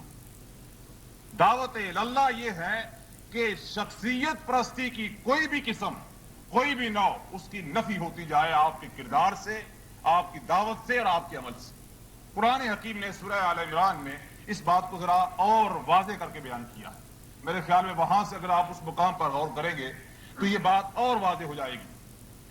اور انبیاء کی پوری تاریخ کے ذریعے ابھی یہ بات ہمارے سمجھ آتی ہے، جو انبیاء کی دعوت کی تاریخ ہے، انبیاء کے مشن کی جو تاریخ ہے، جن کا قرآن خاص طور پر حوالہ دیتا ہے تمام برگزیدہ اور بڑے انبیاء کی دعوت کا، تو وہاں بھی آپ کو یہ پہلو نمایاں نظر آئے گا. وہ کیا، اور قرآن نے اس کو عمومی حیثیت سے بیان کیا ہے. صرف حضور کے بارے میں نہیں کہا، بلکہ تمام انبیاء کے بارے میں کہا جو الفاظ استعمال کیے سورہ آل عمران میں. وہ یہ ہیں کہ ما کان لبشر ان یؤتیہ اللہ الکتاب والحکم والنبوۃ ثم یقول للناس کونوا عبادا لی من دون اللہ ولکن کونوا ربانیین بما کنتم تعلمون الکتاب وبما کنتم تدرسون. اب یہ جو آیت ہے، یہ اس نقطے پر جو پہلا نقطہ ہے کہ دعوت اللہ سے کیا مراد ہے کہ اللہ کی طرف بلانا. قرآن نے بہت جگہوں پر یہ لفظ استعمال کیا ہے، اللہ کی طرف دعوت. فرمایا ما کان لبشر، کسی انسان کے لیے یہ لائق نہیں ہے. کون سے انسان؟ عام انسان نہیں، میں اور آپ نہیں، بلکہ ان لوگوں کے بارے میں کہا جن میں صرف انبیاء آ سکتے ہیں. ان یؤتیہ اللہ الکتاب والحکم والنبوۃ،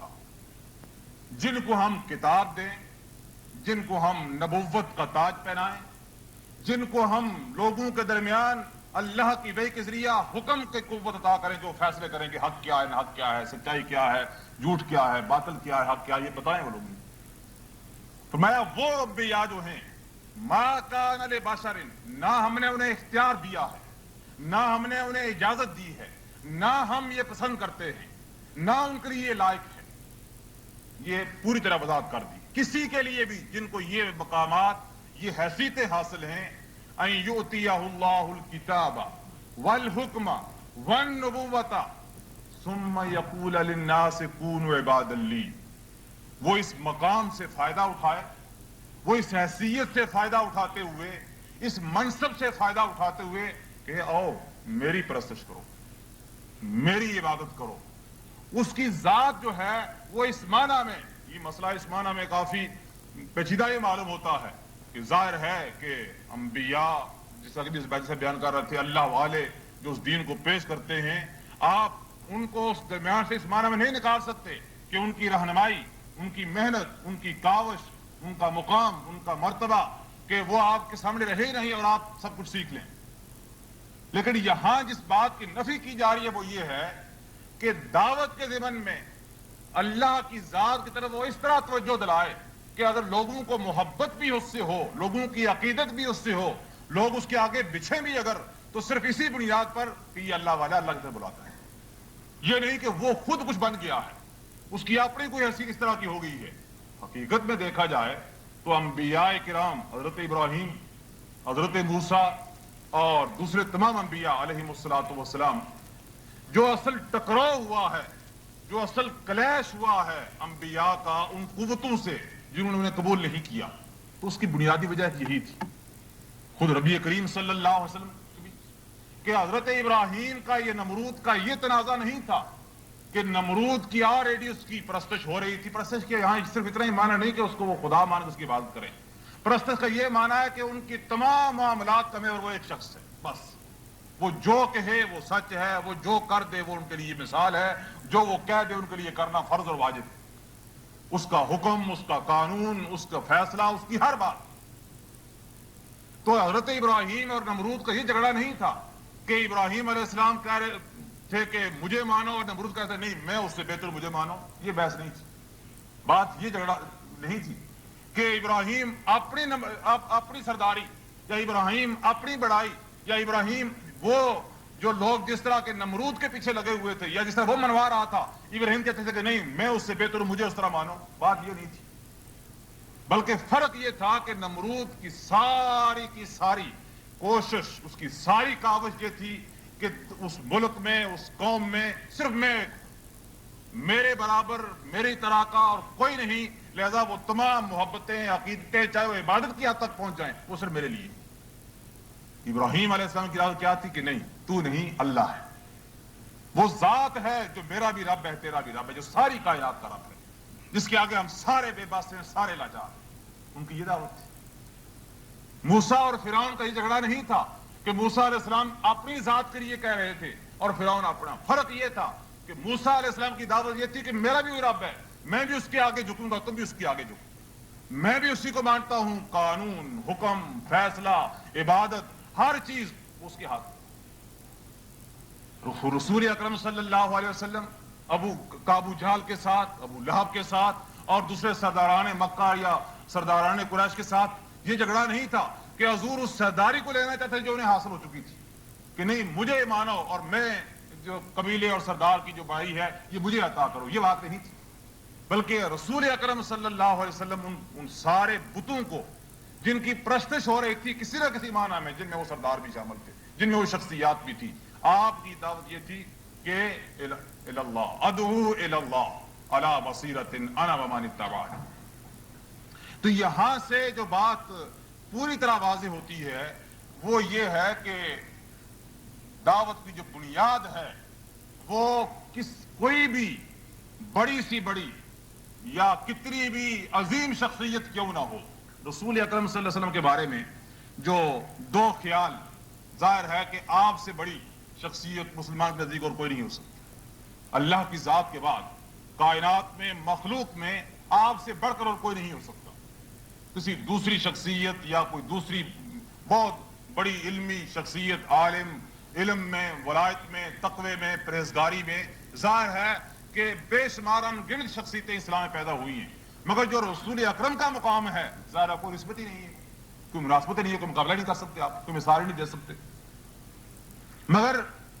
اس کے باوجود رسول اکرم صلی اللہ علیہ وسلم کی وہ حیثیت، دشمنان اسلام اور دو باتیں کہتے ہیں، ایک یہ کہ وہ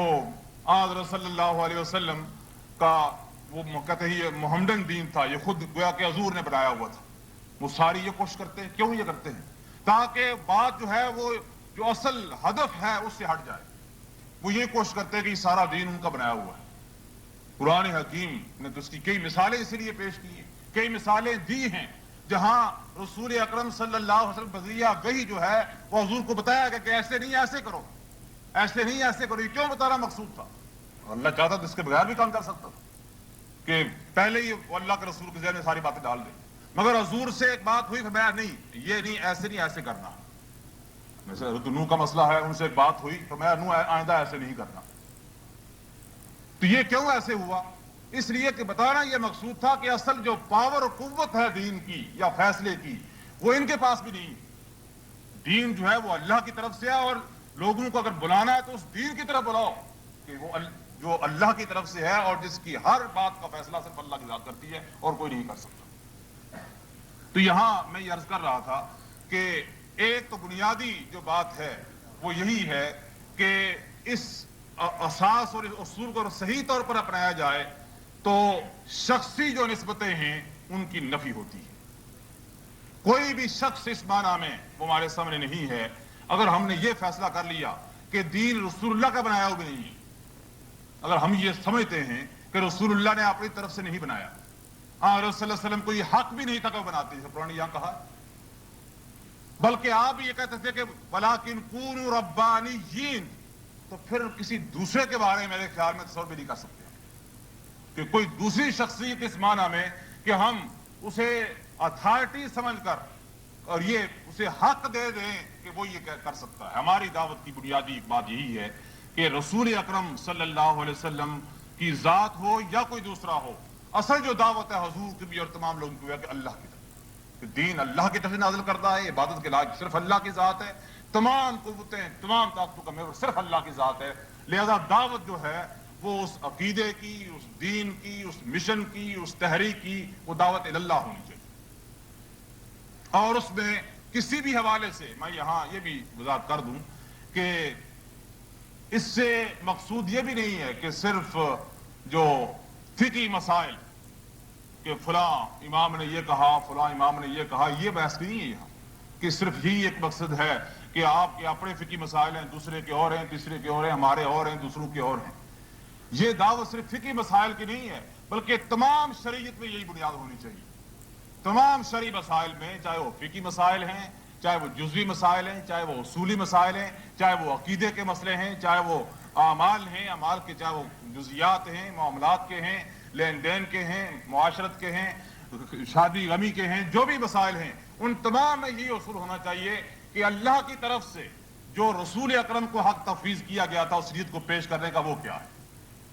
اور اسی بنیاد پر ہماری محبت, ہماری عقیدت اور ہماری دعوت جو ہے اسی بنیاد پر استوار ہونی چاہیے. ایک بات یہاں میں اور عرض کروں گا کہ اسلامی جو دعوت کی جو عالمگیریت ہے جسے ہم عام طور پر پیش کرتے ہیں جب اسلام کا دوسرے مذاہب سے متقابل کرتے ہیں, اور قرآن نے کئی مقامات پر ذکر کیا ہے. مثلا سورہ بقرہ کے شروع میں جہاں ایمانیات کا ذکر ہے وہاں یہ بھی ہے کہ یؤمنون بما انزل الیک وما انزل من قبلک, کہ اس بات پر ایمان لانا جو پہلے نازل ہوئی ہے اور جو آپ پر نازل ہوئی ہے, سب چیزوں پر. سورہ بقرہ کے پہلے جز کے آخر میں ذرا تفصیل سے اس بات کو بیان کیا ہے کہ اسلامی دعوت جو ہے وہ عالمگیر کس معنی میں ہے. فرمایا قل آمنا باللہ وما انزل الینا وما انزل الی ابراہیم واسماعیل واسحاق ویعقوب والاسباط وما اوتی موسیٰ وعیسیٰ وما اوتی النبیون من ربهم لا نفرق بین احد منہم ونحن له مسلمون فإن آمنوا بمثل ما آمنتم به فقد اهتدوا. یہاں تک کا جو یہ حصہ ہے یہ قابل غور ہے اس معنی میں کہ کیا مقصد ہے عالمگیر ہونے کا. میں اس کے آگے چند پہلو موجودہ جو حالات ہیں مسلمانوں کے تقسیم کے اس کی مثالیں بھی عرض کروں گا, لیکن اگر اس اصول کا ہم سمجھ لیں کہ اسلامی تعلیم کو یا اسلامی دعوت کو قرآن نے جو عالمگیر بنایا اس کی ایک ہی اساس بھی ہے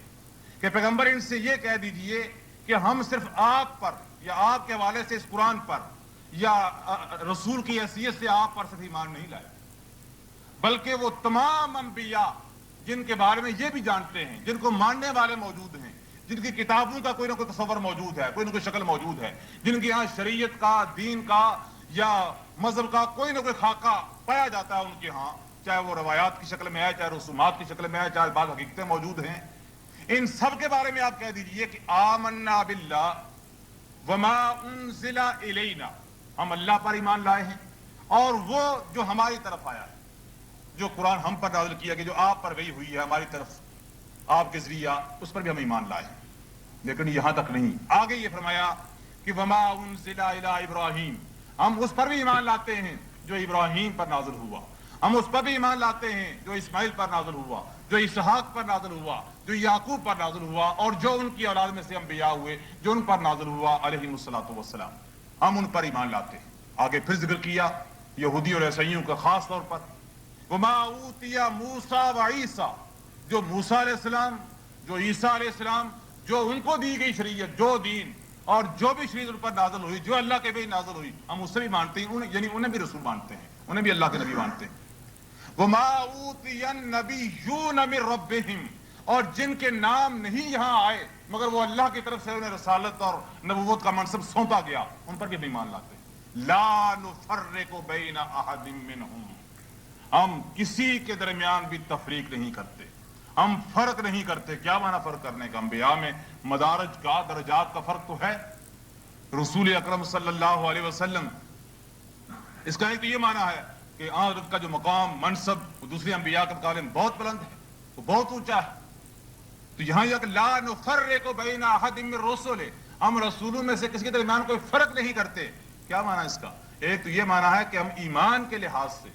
رسول کے لحاظ سے، نبوت کے لحاظ سے ہم کوئی فرق نہیں کرتے، وہ سارے اللہ کے انبیاء ہیں، سارے اللہ کے نبی ہیں، ہم سب کو نبی مانتے ہیں، سب کو رسول مانتے ہیں۔ اور دوسرا معنی یہ ہے کہ ہم کسی ایک دوسرے کو اس معنی میں کہ ایک کی غلطیاں نکالے کہ یہ غلط ہے، وہ اس میں یہ کمزوری تھی، یہ کمزوری تھی، اور دوسرا اس سے بہتر ہے، اس معنی میں کوئی فرق نہیں کرتے ہم۔ نبی اور رسول ہونے کی حیثیت سے وہ سارے معصوم، سارے پاک باز، سارے اللہ کے مقرب اور سارے اللہ کے نزدیک جو ہیں وہ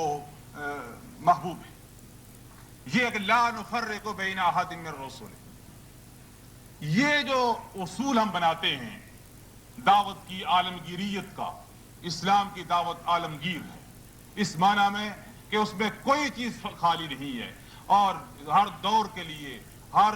مسئلے میں، ہر قوم کے لیے، ہر علاقے کے لیے، ہر زمانے کے لیے اس لحاظ سے عالمگیر ہے، اور اس لحاظ سے کہ تمام انبیاء، ان کی تمام دعوت، اور کوئی آدمی عیسائی ہوتا ہے تو وہ دوسرے انبیاء کا نہ احترام کرے گا، نہ پر ایمان لائے گا، اس کے ہاں اس کی گستاخی ہوگی، بے ادبی ہوگی، غلط سب باتیں کہے گا۔ اور کوئی یہودی ہے وہ جن دوسرے نبیوں کو نہیں مانتا اور اسلام کے نبی کو نہیں مانتا، وہ ایسی باتیں کرے گا۔ اسلام ہی ایک ایسا دین ہے جو تمام انبیاء کے ایمان کے لحاظ سے، احترام کے لحاظ سے، محبت کے لحاظ سے، اس لحاظ سے آپ اسے کہتے ہیں کہ اس میں پوری عالمگیریت موجود ہے، کہ کوئی پہلو جس طرح زندگی کے عملی پہلو میں، سیرت اور کردار بنانے کے لحاظ سے، دنیا کے اندر زندگی بسر کرنے کے لحاظ سے، نظام کے لحاظ سے کوئی پہلو باہر نہیں رہ جاتا، تمام پہلو اس میں شامل ہیں۔ اسی طرح اس معنی میں کہ پورا احاطہ کر لیا گیا ہے کہ وہ تمام ادیان اور تمام دینوں کو لانے والے، تمام وہ ہستیاں جو قابل عزت اور احترام کسی بھی مذہب کے نزدیک ہیں، مسلمانوں کے یہاں وہ سارے قابل لوگ، ان تمام پر ایمان، نہ صرف کہ ان کی محبت اور عقیدت کی بات کہی گئی، بلکہ ان پر ایمان لانا مسلمان ہونے کا جز بنا دیا گیا کہ اس کے بغیر آپ مسلمان ہو نہیں سکتے۔ یہاں میں یہ عرض کروں گا، یہاں تک تو بات تھی کہ رسول اکرم صلی اللہ علیہ وسلم نے جس دعوت کو پیش کیا اس کی یہ اساس ہے، اور وہ یہ دین ہے جس کی یہ عالمگیر دعوت ہے۔ بات جو ذرا تھوڑی سی مختلف طریقے سے ہمارے سامنے آتی ہے یا تھوڑی سی مختلف ہوتی ہے، وہ حضرت صلی اللہ علیہ وسلم کی بعثت کے بعد ہے، حضرت کی وفات کے بعد ہے۔ دنیا سے آپ اس دنیاوی زندگی کے اختتام پر جب اللہ کے ہاں آپ پہنچ جاتے ہیں تو اس کے بعد کے دور شروع ہوتا ہے، اور جس میں حضور کی تعلیمات کی روشنی میں امت نے یا امت کے لوگوں نے اپنے معاملات طے کرنے ہیں۔ میں یہ سمجھتا ہوں وہاں تھوڑی سی بات جو ہے اس کی وضاحت ہونی چاہیے۔ وہاں ایک پہلو جو ہے، مثلا ہم یہ کہتے ہیں، یہاں اگر کوئی میرے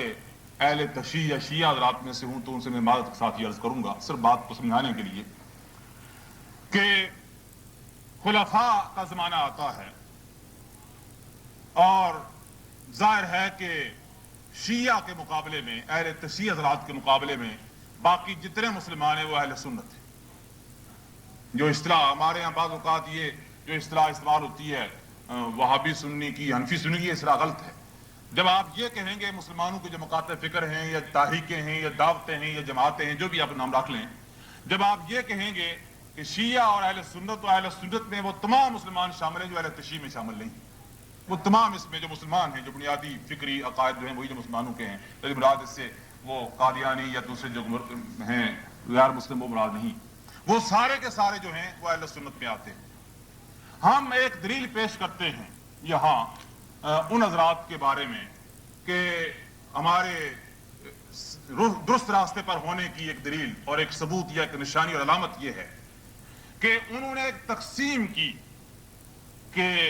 خلفائے اربع میں جو 4 پہلے امام ہیں امامت اور خلافت کے منصب کے لحاظ سے،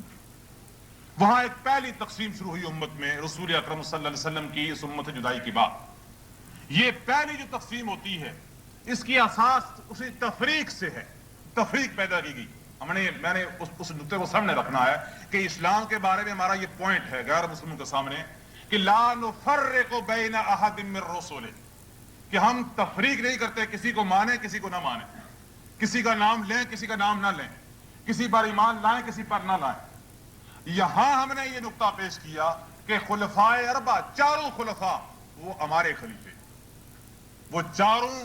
برحق خلیفے ہیں، وہ چاروں خلفائے راشدین ہیں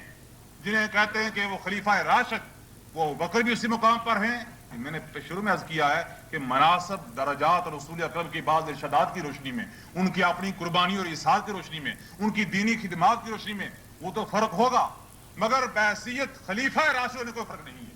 وہ چاروں امت کی پوری جو اکثریت ہے وہ اس بات تک متفق چلی آ رہی ہے، جس میں نے عرض کیا ہے کہ اہل تشیع کو چھوڑ کر، کہ وہ چاروں خلفاء برحق ہیں۔ ہم کبھی یہ کہہ دیتے ہیں ان حضرات سے، اہل تشیع حضرات سے، کہ اصل بات یہ ہے کہ آپ نے تفریق کر دی، آپ نے فرق کر دیا ہے، ایک کو الگ کیا اور تینوں کا یا تو انکار کیا، یا تو آپ نے تینوں کا انکار کیا، اور یا پھر آپ نے ان میں سے ایسا باتیں کہی کہ ان کی تحقیر ہوئی، ان کی شان میں کمی آئی۔ جیسے میں نے شروع میں عرض کیا کہ انبیاء کے بارے میں ہمارے عقیدے کی یہی بنیاد ہے کہ ہم اس معنی میں تفریق نہیں کرتے کہ نہ صرف یہ کہ رسول اور نبی مانتے ہیں، بلکہ ہم اس معنی میں نہیں کرتے کہ فلاں فلاں سے کم تھا اس انداز سے کہ اس کی تحقیر ہو جائے، اس کا مقام جو ہے اس پر حرف آ جائے۔ ایسے الفاظ بھی استعمال نہیں کر سکتے انبیاء کے بارے میں، جیسا کہ حدیث میں آتا ہے، مولانا بیٹھے ہیں، حضرت ادریس کے بارے میں آتا ہے مولانا، یونس کے بارے میں آتا ہے، حضور نے فرمایا کہ مجھے اس پر فضیلت نہ دو، ہاں لا تفضلونی علی ابن، ہاں یونس بن متہ، کہ مجھے یونس بن متہ پر ترجیح نہ دو۔ کیوں حضور نے یہ کہا تھا؟ کہ اس معنی میں کہ ان کی تم کہو کہ نہیں ہمارے رسول بہتر تھے، کیوں کہ ان میں یہ کمزوری تھی یا انہوں نے یہ کام کیا تھا، یہ کیا تھا، اس انداز سے ذکر نہ کرو۔ صحابہ کرام کے اندر خلفائے اربع کی جو حیثیت ہے اس معنی میں گویا کہ مسلم تھی کہ صحابہ کرام نے ان چاروں کو تسلیم کیا، اور امت کا وہ حصہ جسے ہم کہتے ہیں اس دور کی تقسیم کے مطابق اہل سنت جو کہتے ہیں کہ وہ جو طریقہ رسول اکرم کا طریقہ تھا اس کے مطابق خلیفہ راشد جو ہیں انہوں نے تسلیم کیے، تفریق نہیں کی۔ وہ لوگ، ہم یہ کہہ سکتے ہیں کہ جس دعوت کا میں ذکر کر رہا ہوں، ہم وہ یہاں ساتھ چل رہے ہیں کہ تفریق نہیں کرنی۔ آپ نے فرق کیا ہے، آپ نے ایک گروہ بنایا ہے ایک شخصیت کو لے کر، باقی کو چھوڑ دیا، اور نتیجہ یہ ہوا کہ پھر اس میں غلو آیا، پھر اس میں زیادتی آئی، اور بسا اوقات جب اس اعتدال کو ہم نے چھوڑا دونوں طرف سے آئی۔ جب اہل تشیع نے یہ کیا کہ ابوبکر اور عمر کا مقام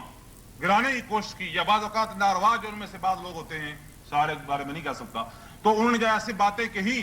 تو اہل سنت نے پھر صرف جواب دینے کے لیے حضرت علی کی شان میں گستاخی کر دی۔ یہ بھی ہوا، حالانکہ بات یہ نہیں تھی، ہم تو ہمارا تو اصول یہ ہونا چاہیے تھا، یہ تھا کہ لا نفرق بین احد،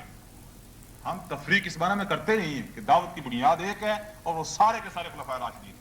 اس لیے ہم سمجھا کہ وہ سنت جو رسول اکرم کی ہے ہم نے یہاں قائم رکھی، لہذا ایک گروہ تشیع معنی گروہ ہوتا ہے، ایک گروہ الگ ہو گیا، اہل سنت مسلمان جو اس پر قائم رہے۔ ہماری دعوت کی عالمگیریت اس معنی میں جس ایک پہلو میں ذکر کیا ہے، اس معنی میں اس پہلو کے لحاظ سے یہاں قائم رہتے کہ ہم نے اس تفریق کو پسند نہیں کیا۔ اس کے بعد جو دوسری بات آتی ہے، میں عرض کروں گا اپنے بھائی سب سے معذرت کے ساتھ، کہ دوسری تقسیم وہ آتی ہے وہ ائمہ فقہا کی تقسیم کے مطابق۔ چاروں جو ہیں جو بڑے امام یا معروف امام کہہ سکتے ہیں، بڑے امام اور بھی ہوئے ہیں جو چاروں معروف امام، حضرت امام ابو حنیفہ رحمۃ اللہ علیہ، حضرت امام مالک رحمۃ اللہ علیہ، حضرت امام احمد بن حنبل رحمۃ اللہ علیہ، حضرت امام شافعی رحمۃ اللہ علیہ۔ اللہ تعالیٰ ان سب پر کروڑوں اللہ کی رحمتیں ہوں اور اللہ کی طرف سے برکتیں ہوں۔ اب یہاں میں یہ کروں گا، جیسے پہلا فرق وہاں ہوا مسلمانوں کے درمیان سوچ کا جہاں خلفائے راشدین کا مسئلہ آتا تھا، دوسرا فرق نمایاں یہاں آیا ہے۔ پہلا فرق وہ تھا، آپ اگر تینوں باتوں کو سامنے رکھیں تو ہماری دعوت کا یہ پہلو کافی واضح ہو جائے گا پہلا فرق انبیاء کی دعوت میں اسلام نے یہ اصول پیش کیا کہ تمام. دوسرا دعوت خلفاء راشدین کے ضمن میں خلافت اور امامت کا جب مسئلہ آیا تو وہاں کے نہیں سارے, کسی ایک نہیں کہ یہ مرتد ہو گیا تھا نعوذ باللہ, یہ چھوڑ گیا تھا, یہ غلط تھا یا صحیح تھا, نہیں, سارے. اور تیسرا مرحلہ یہ آتا ہے, یہ اس لحاظ سے کافی نازک ہے کہ اس میں کافی طویل بعض بحثیں جو ہیں فقہی بھی آ جاتی ہیں, لیکن ہم فقہی مباحث میں نہیں پڑھتے. ہم صرف وہ حقائق جو تاریخی حقائق مسلم حقائق ہیں ان پر بات کریں گے کہ یہاں یہ غلط فہمی جو پہلے آتی ہے اہل حدیث دعوت کے بارے میں کہ وہ اماموں کو مانتے نہیں, میں اس کو رفع کرنا چاہتا ہوں پہلے. بلکہ بات بالکل الٹ ہے, ہم جو تفریق نہیں کرنا چاہتے تھے اس تفریق نہ کرنے کو امام کو نہ ماننے کا نام دے دیا گیا, اور یہاں غلط فہمی پیدا ہوگی. اصل بات یہ تھی, جیسے میں نے پہلے عرض کیا ہے کہ جیسے ہم نے چاروں خلفاء کے بارے میں جو تصور پیش کیا, یا اس سے پہلے انبیاء کی دعوت میں اسلام نے جو پیش کیا, ہم یہ سمجھتے تھے کہ وہ سارے کے سارے امام جنہوں نے اسلام کی دعوت, اسلام کی تبلیغ میں اور اسلام کے علوم کی نشر و اشاعت میں, اسلامی تعلیمات کے پھیلانے میں, اسلام کے نظام کے غلبے کے لیے اور گمراہی اور تاریکی کے دور جو آئے ان میں کلمہ حق اور سچائی میں جو بھی کردار ادا کیا, وہ کسی ایک جماعت, کسی ایک گروہ کا امام نہیں, پوری امت کا امام ہے. وہ ایک ہو, دو ہو, تین ہوں, چار ہوں, پانچ ہوں, 10 ہوں, یہ نہیں تمہارا امام کون ہے جی, وہ کہتے ہیں میرا امام تو اچھا, میرا یہ اچھا, میرا تمہارا یہ ہے, میرا تو فلان ہے. ہم یہ تفریق جو ہے اگر آپ اسے وسیع تر تناظر میں دیکھیں گے, اس کو وہی نقصانات ہیں جو خلفائے راشدین کے بارے میں اور پھر تمام انبیاء کے بارے میں تفریق کی گئی. وہ سارے کے سارے لوگ جو ہیں وہ میرے اور آپ کے ہیں, وہ ہماری مشترکہ میراث ہیں, وہ ہمارا مشترکہ سرمایہ ہیں, وہ ہمارے مشترکہ, وہ آپ کہہ سکتے ہیں کہ ہمارے ہیروز ہیں جنہیں ہم سب نے ماننا ہے. جو ہی تفریق ہوئی جیسے وہاں ہوئی کہ انبیاء کے بارے میں جب آپ کریں گے تو یہ نیچر انسان کی, شافعی نے کہا کہ تمہارا امام تو بہت غلط ہے, اس نے یہ جو کیا ہے, انہوں نے کہا نہیں تمہارا امام تو ایسے کیا ہے. اماموں کی تنقید شروع ہو گئی, اماموں کی غلطیاں نکالنا ہم نے شروع کر دی. جس میں اس لیے نہیں کہتا کہ مثلا آپ جب کہیں گے کسی اہل حدیث کو بات ممکن اہل حدیث کی بات کو یہ حماقت کر دے, کوئی امام غلطی کہ امام وہ ایسا تھا, ایسا برا ثابت کرنا شروع کر دے. جب آپ یہ کہیں کہ تو مانتا نہیں, کہ مانو کیسے, وہ تو ایسا. بات یہ نہیں تھی, کسی جانب سے یہ بات ہوئی, یہ غلط ہوئی. اصل بات یہ ہے کہ یہاں جو اصل اصول ہے وہ یہی ہے کہ دعوت جو ہے یہ سارے کے سارے امام جو پیش کر رہے ہیں, اور اس میں آپ یہ تفریق نہ کریں, یہ فرق نہ کریں. تمام انبیاء جتنے اور تمام اللہ کے ولی, تمام جن کا بھی اسلامی دعوت جس سے کوئی بھی مناسبت ہے, وہ سارے کے سارے ہماری مشترکہ میراث ہے. یہاں یہ غلط فہمی پیدا ہوئی اور میں حیران ہوں. میں گزشتہ دنوں ایک تقریر کسی صاحب نے مجھے بھیجی, بات یہاں تک پہنچ گئی پھر کہ میں نے ایک تقریر صاحب ایک سن رہا تھا, تو وہ یہ کہہ رہے تھے قرآن کی ایک آیت پڑھ کر جس میں یہ ہے کہ یوم کل اناس بامام, کہ جس دن قیامت کے دن ہم لوگوں کو اس کے اپنے امام کے ساتھ بلائیں گے. ظاہر ہے آپ بھی یہ مانتے ہیں, میں بھی یہ مانتا ہوں, جو میری اس رائے سے مختلف وہ بھی مانتے ہیں, سب مسلمان یہ مانتے ہیں کہ رسول اکرم کے زمانے میں یہ امام نہیں تھے. یا مانتے ہیں یعنی چاہے وہ امام 4 ہوں یا اس کے بعد زیادہ ہوں, یا جتنے بڑے بڑے محدث, امام بخاری, امام مسلم, امام شافعی, امام مالک, امام ابو حنیفہ رحمہ اللہ اجمعین, یہ رسول اللہ کے زمانے میں نہیں تھے. وہاں رسول اکرم صلی اللہ علیہ وسلم سے بات کہی جا رہی ہے کہ ہم قیامت کے دن ہر گروہ کو اس کے امام کے ساتھ بلائیں گے. تو لوگوں نے کہا دیکھو اب جن کا امام ہے وہ کیا کریں گے. بات بڑی عجیب سی ہے کہ اگر یہ اس کا مقصد ہے, یہ مفہوم سمجھ لیا جائے کہ اس سے مراد یہ امامت ہے, تو بات بالکل غلط ہو جاتی ہے. کہ کیا اللہ کی طرف سے یہ امام مقرر کیے گئے تھے؟ کیا اللہ کی طرف سے یہ حکم دیا گیا تھا کہ آپ ایک ایک امام کو مانیں, یا فلاں کو مانیں فلاں کو نہ مانیں؟ مثلا مجھے یہ کہا کہ آپ نے امام شافعی کو ماننا ہے, آپ سے کہا کہ نہیں آپ نے امام مالک کو ماننا ہے, ان سے کہا نہیں, تو پھر تو بات ٹھیک تھی کہ بھائی آپ کہاں چھوڑے اپنے امام کو. یہ تو ہم سب مانتے ہیں کہ اللہ کی طرف سے اس بارے میں کوئی بات ہی نہیں تھی. یہ تو وہ لوگ ہیں جو ایک نہیں، ہمارے ایسے ائمہ ہزاروں موجود ہیں جن کی ہم محبت اور عقیدت کا اظہار کرتے ہیں، اور آج بھی ان کے نقوش قدم اور ان کے قدموں کے نشان دیکھ کر ہم چلتے ہیں جو رہنمائی میں مہیا کی ہے، وہ سارے کے سارے۔ تو یہاں جو بات آ کر بگڑی، اس کو پھر اتنا بڑھایا گیا کہ جس کا کوئی امام ہی نہیں، جس کا کوئی ہے ہی نہیں۔ وہ حالانکہ قرآن نے جہاں اس طرح کا ذکر کیا ہے ان امامتوں کا، وہاں رسول اللہ کا ذکر بھی کیا ہے ساتھ، کہ رسول اکرم پھر اپنی امت کو امام کیسے لے کر آئیں گے؟ کوئی ابو جال جس کا امام، وہ کفر کے امام ہے۔ قرآن نے کہا نا کہ ائمۃ الکفر، قرآن نے کہا ہے کفر کے امام، یعنی کہ امام صرف میرے اور آپ کے مسلمانوں کے امام ہیں۔ قرآن نے ذکر کیا ہے کہ ان کفر کے اماموں کی گردنیں توڑو، ان کفر کے اماموں کا مقابلہ کرو۔ تو اس کا مطلب یہ کافروں کے بھی امام تھے۔ وہاں یہ مانا ہے کہ وہ لوگ جنہوں نے اندھا دھند، جنہوں نے گمراہی میں، جنہوں نے باطل میں، جنہوں نے جھوٹ میں، جنہوں نے کفر میں، جنہوں نے شرک میں امام بنا لیے ہیں، اللہ کہے گا کہ اب وہ امام تمہیں آ کر بچائیں گے، اب لاؤ، اب تمہیں چھڑائیں گے، اب تمہاری وہ ضمانت دیں گے، اب تمہاری کامیابی کے لیے وہ تمہیں پروانہ پکڑائیں گے، وہ مقصد۔ اور ہم نے یہاں کہنا شروع کر دیا۔ تو اس لیے ایک تو یہ جو پہلو ہے میں نے عرض کیا ہے کہ یہاں اس کو اس انداز سے سمجھنا چاہیے۔ ہم یہ سمجھتے ہیں کہ تمام ائمہ دین، وہ فقہائے کرام ہوں، وہ مفکرین ہوں، محدثین اعظام ہوں، یا وہ اللہ کے اولیاء ہوں، وہ سارے کے سارے ہر مسلمان کے لیے قابل احترام ہیں۔ ہر مسلمان کے لیے ان کی ہر وہ بات جو قرآن اور سنت اور کتاب و سنت کے مطابق ہے وہ ماننی ضروری ہے، اور اس سے استفادہ کرنا ضروری ہے۔ یہاں وقت کی کمی کی بنا پر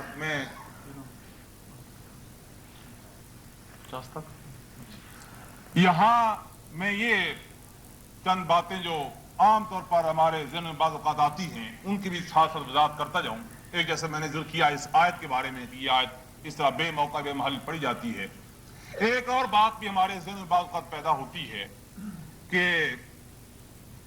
یہ جو آپ کہتے ہیں کہ کسی بھی امام کی، کسی بھی عالم کی، یا کسی بھی محدث کی، کسی بھی مفکر کی ہر بات کو قرآن و حدیث کے مطابق پرکھا جائے، اور جس کی بات بھی قرآن و حدیث کے مطابق ہو اسے قبول کر لیا جائے، تو یہ تو بڑا مشکل ہے۔ ایک عام آدمی کیسے یہ کر سکتا ہے؟ ایک آدمی جو پڑھا ہوا نہیں ہے، جسے معلوم نہیں ہے۔ میں یہ سمجھتا ہوں کہ یہاں دو باتیں ہمارے پیش نظر رہنی چاہیے۔ ایک تو یہ بات کہ جسے ہم الزامی جواب کہہ سکتے ہیں، اور ایک جو اس کے حقیقی پس منظر میں اسے دیکھنا چاہیے۔ پہلی بات تو یہ ہے، جب میں اور آپ یہ کہتے ہیں، عام آدمی جو ہے، جو ہم عوام جسے ہم کہتے ہیں، ظاہر ہے کہ نہ وہ خود امام ابو حنیفہ کی فقہ پڑھ سکتا ہے، نہ امام شافعی کی پڑھ سکتا ہے،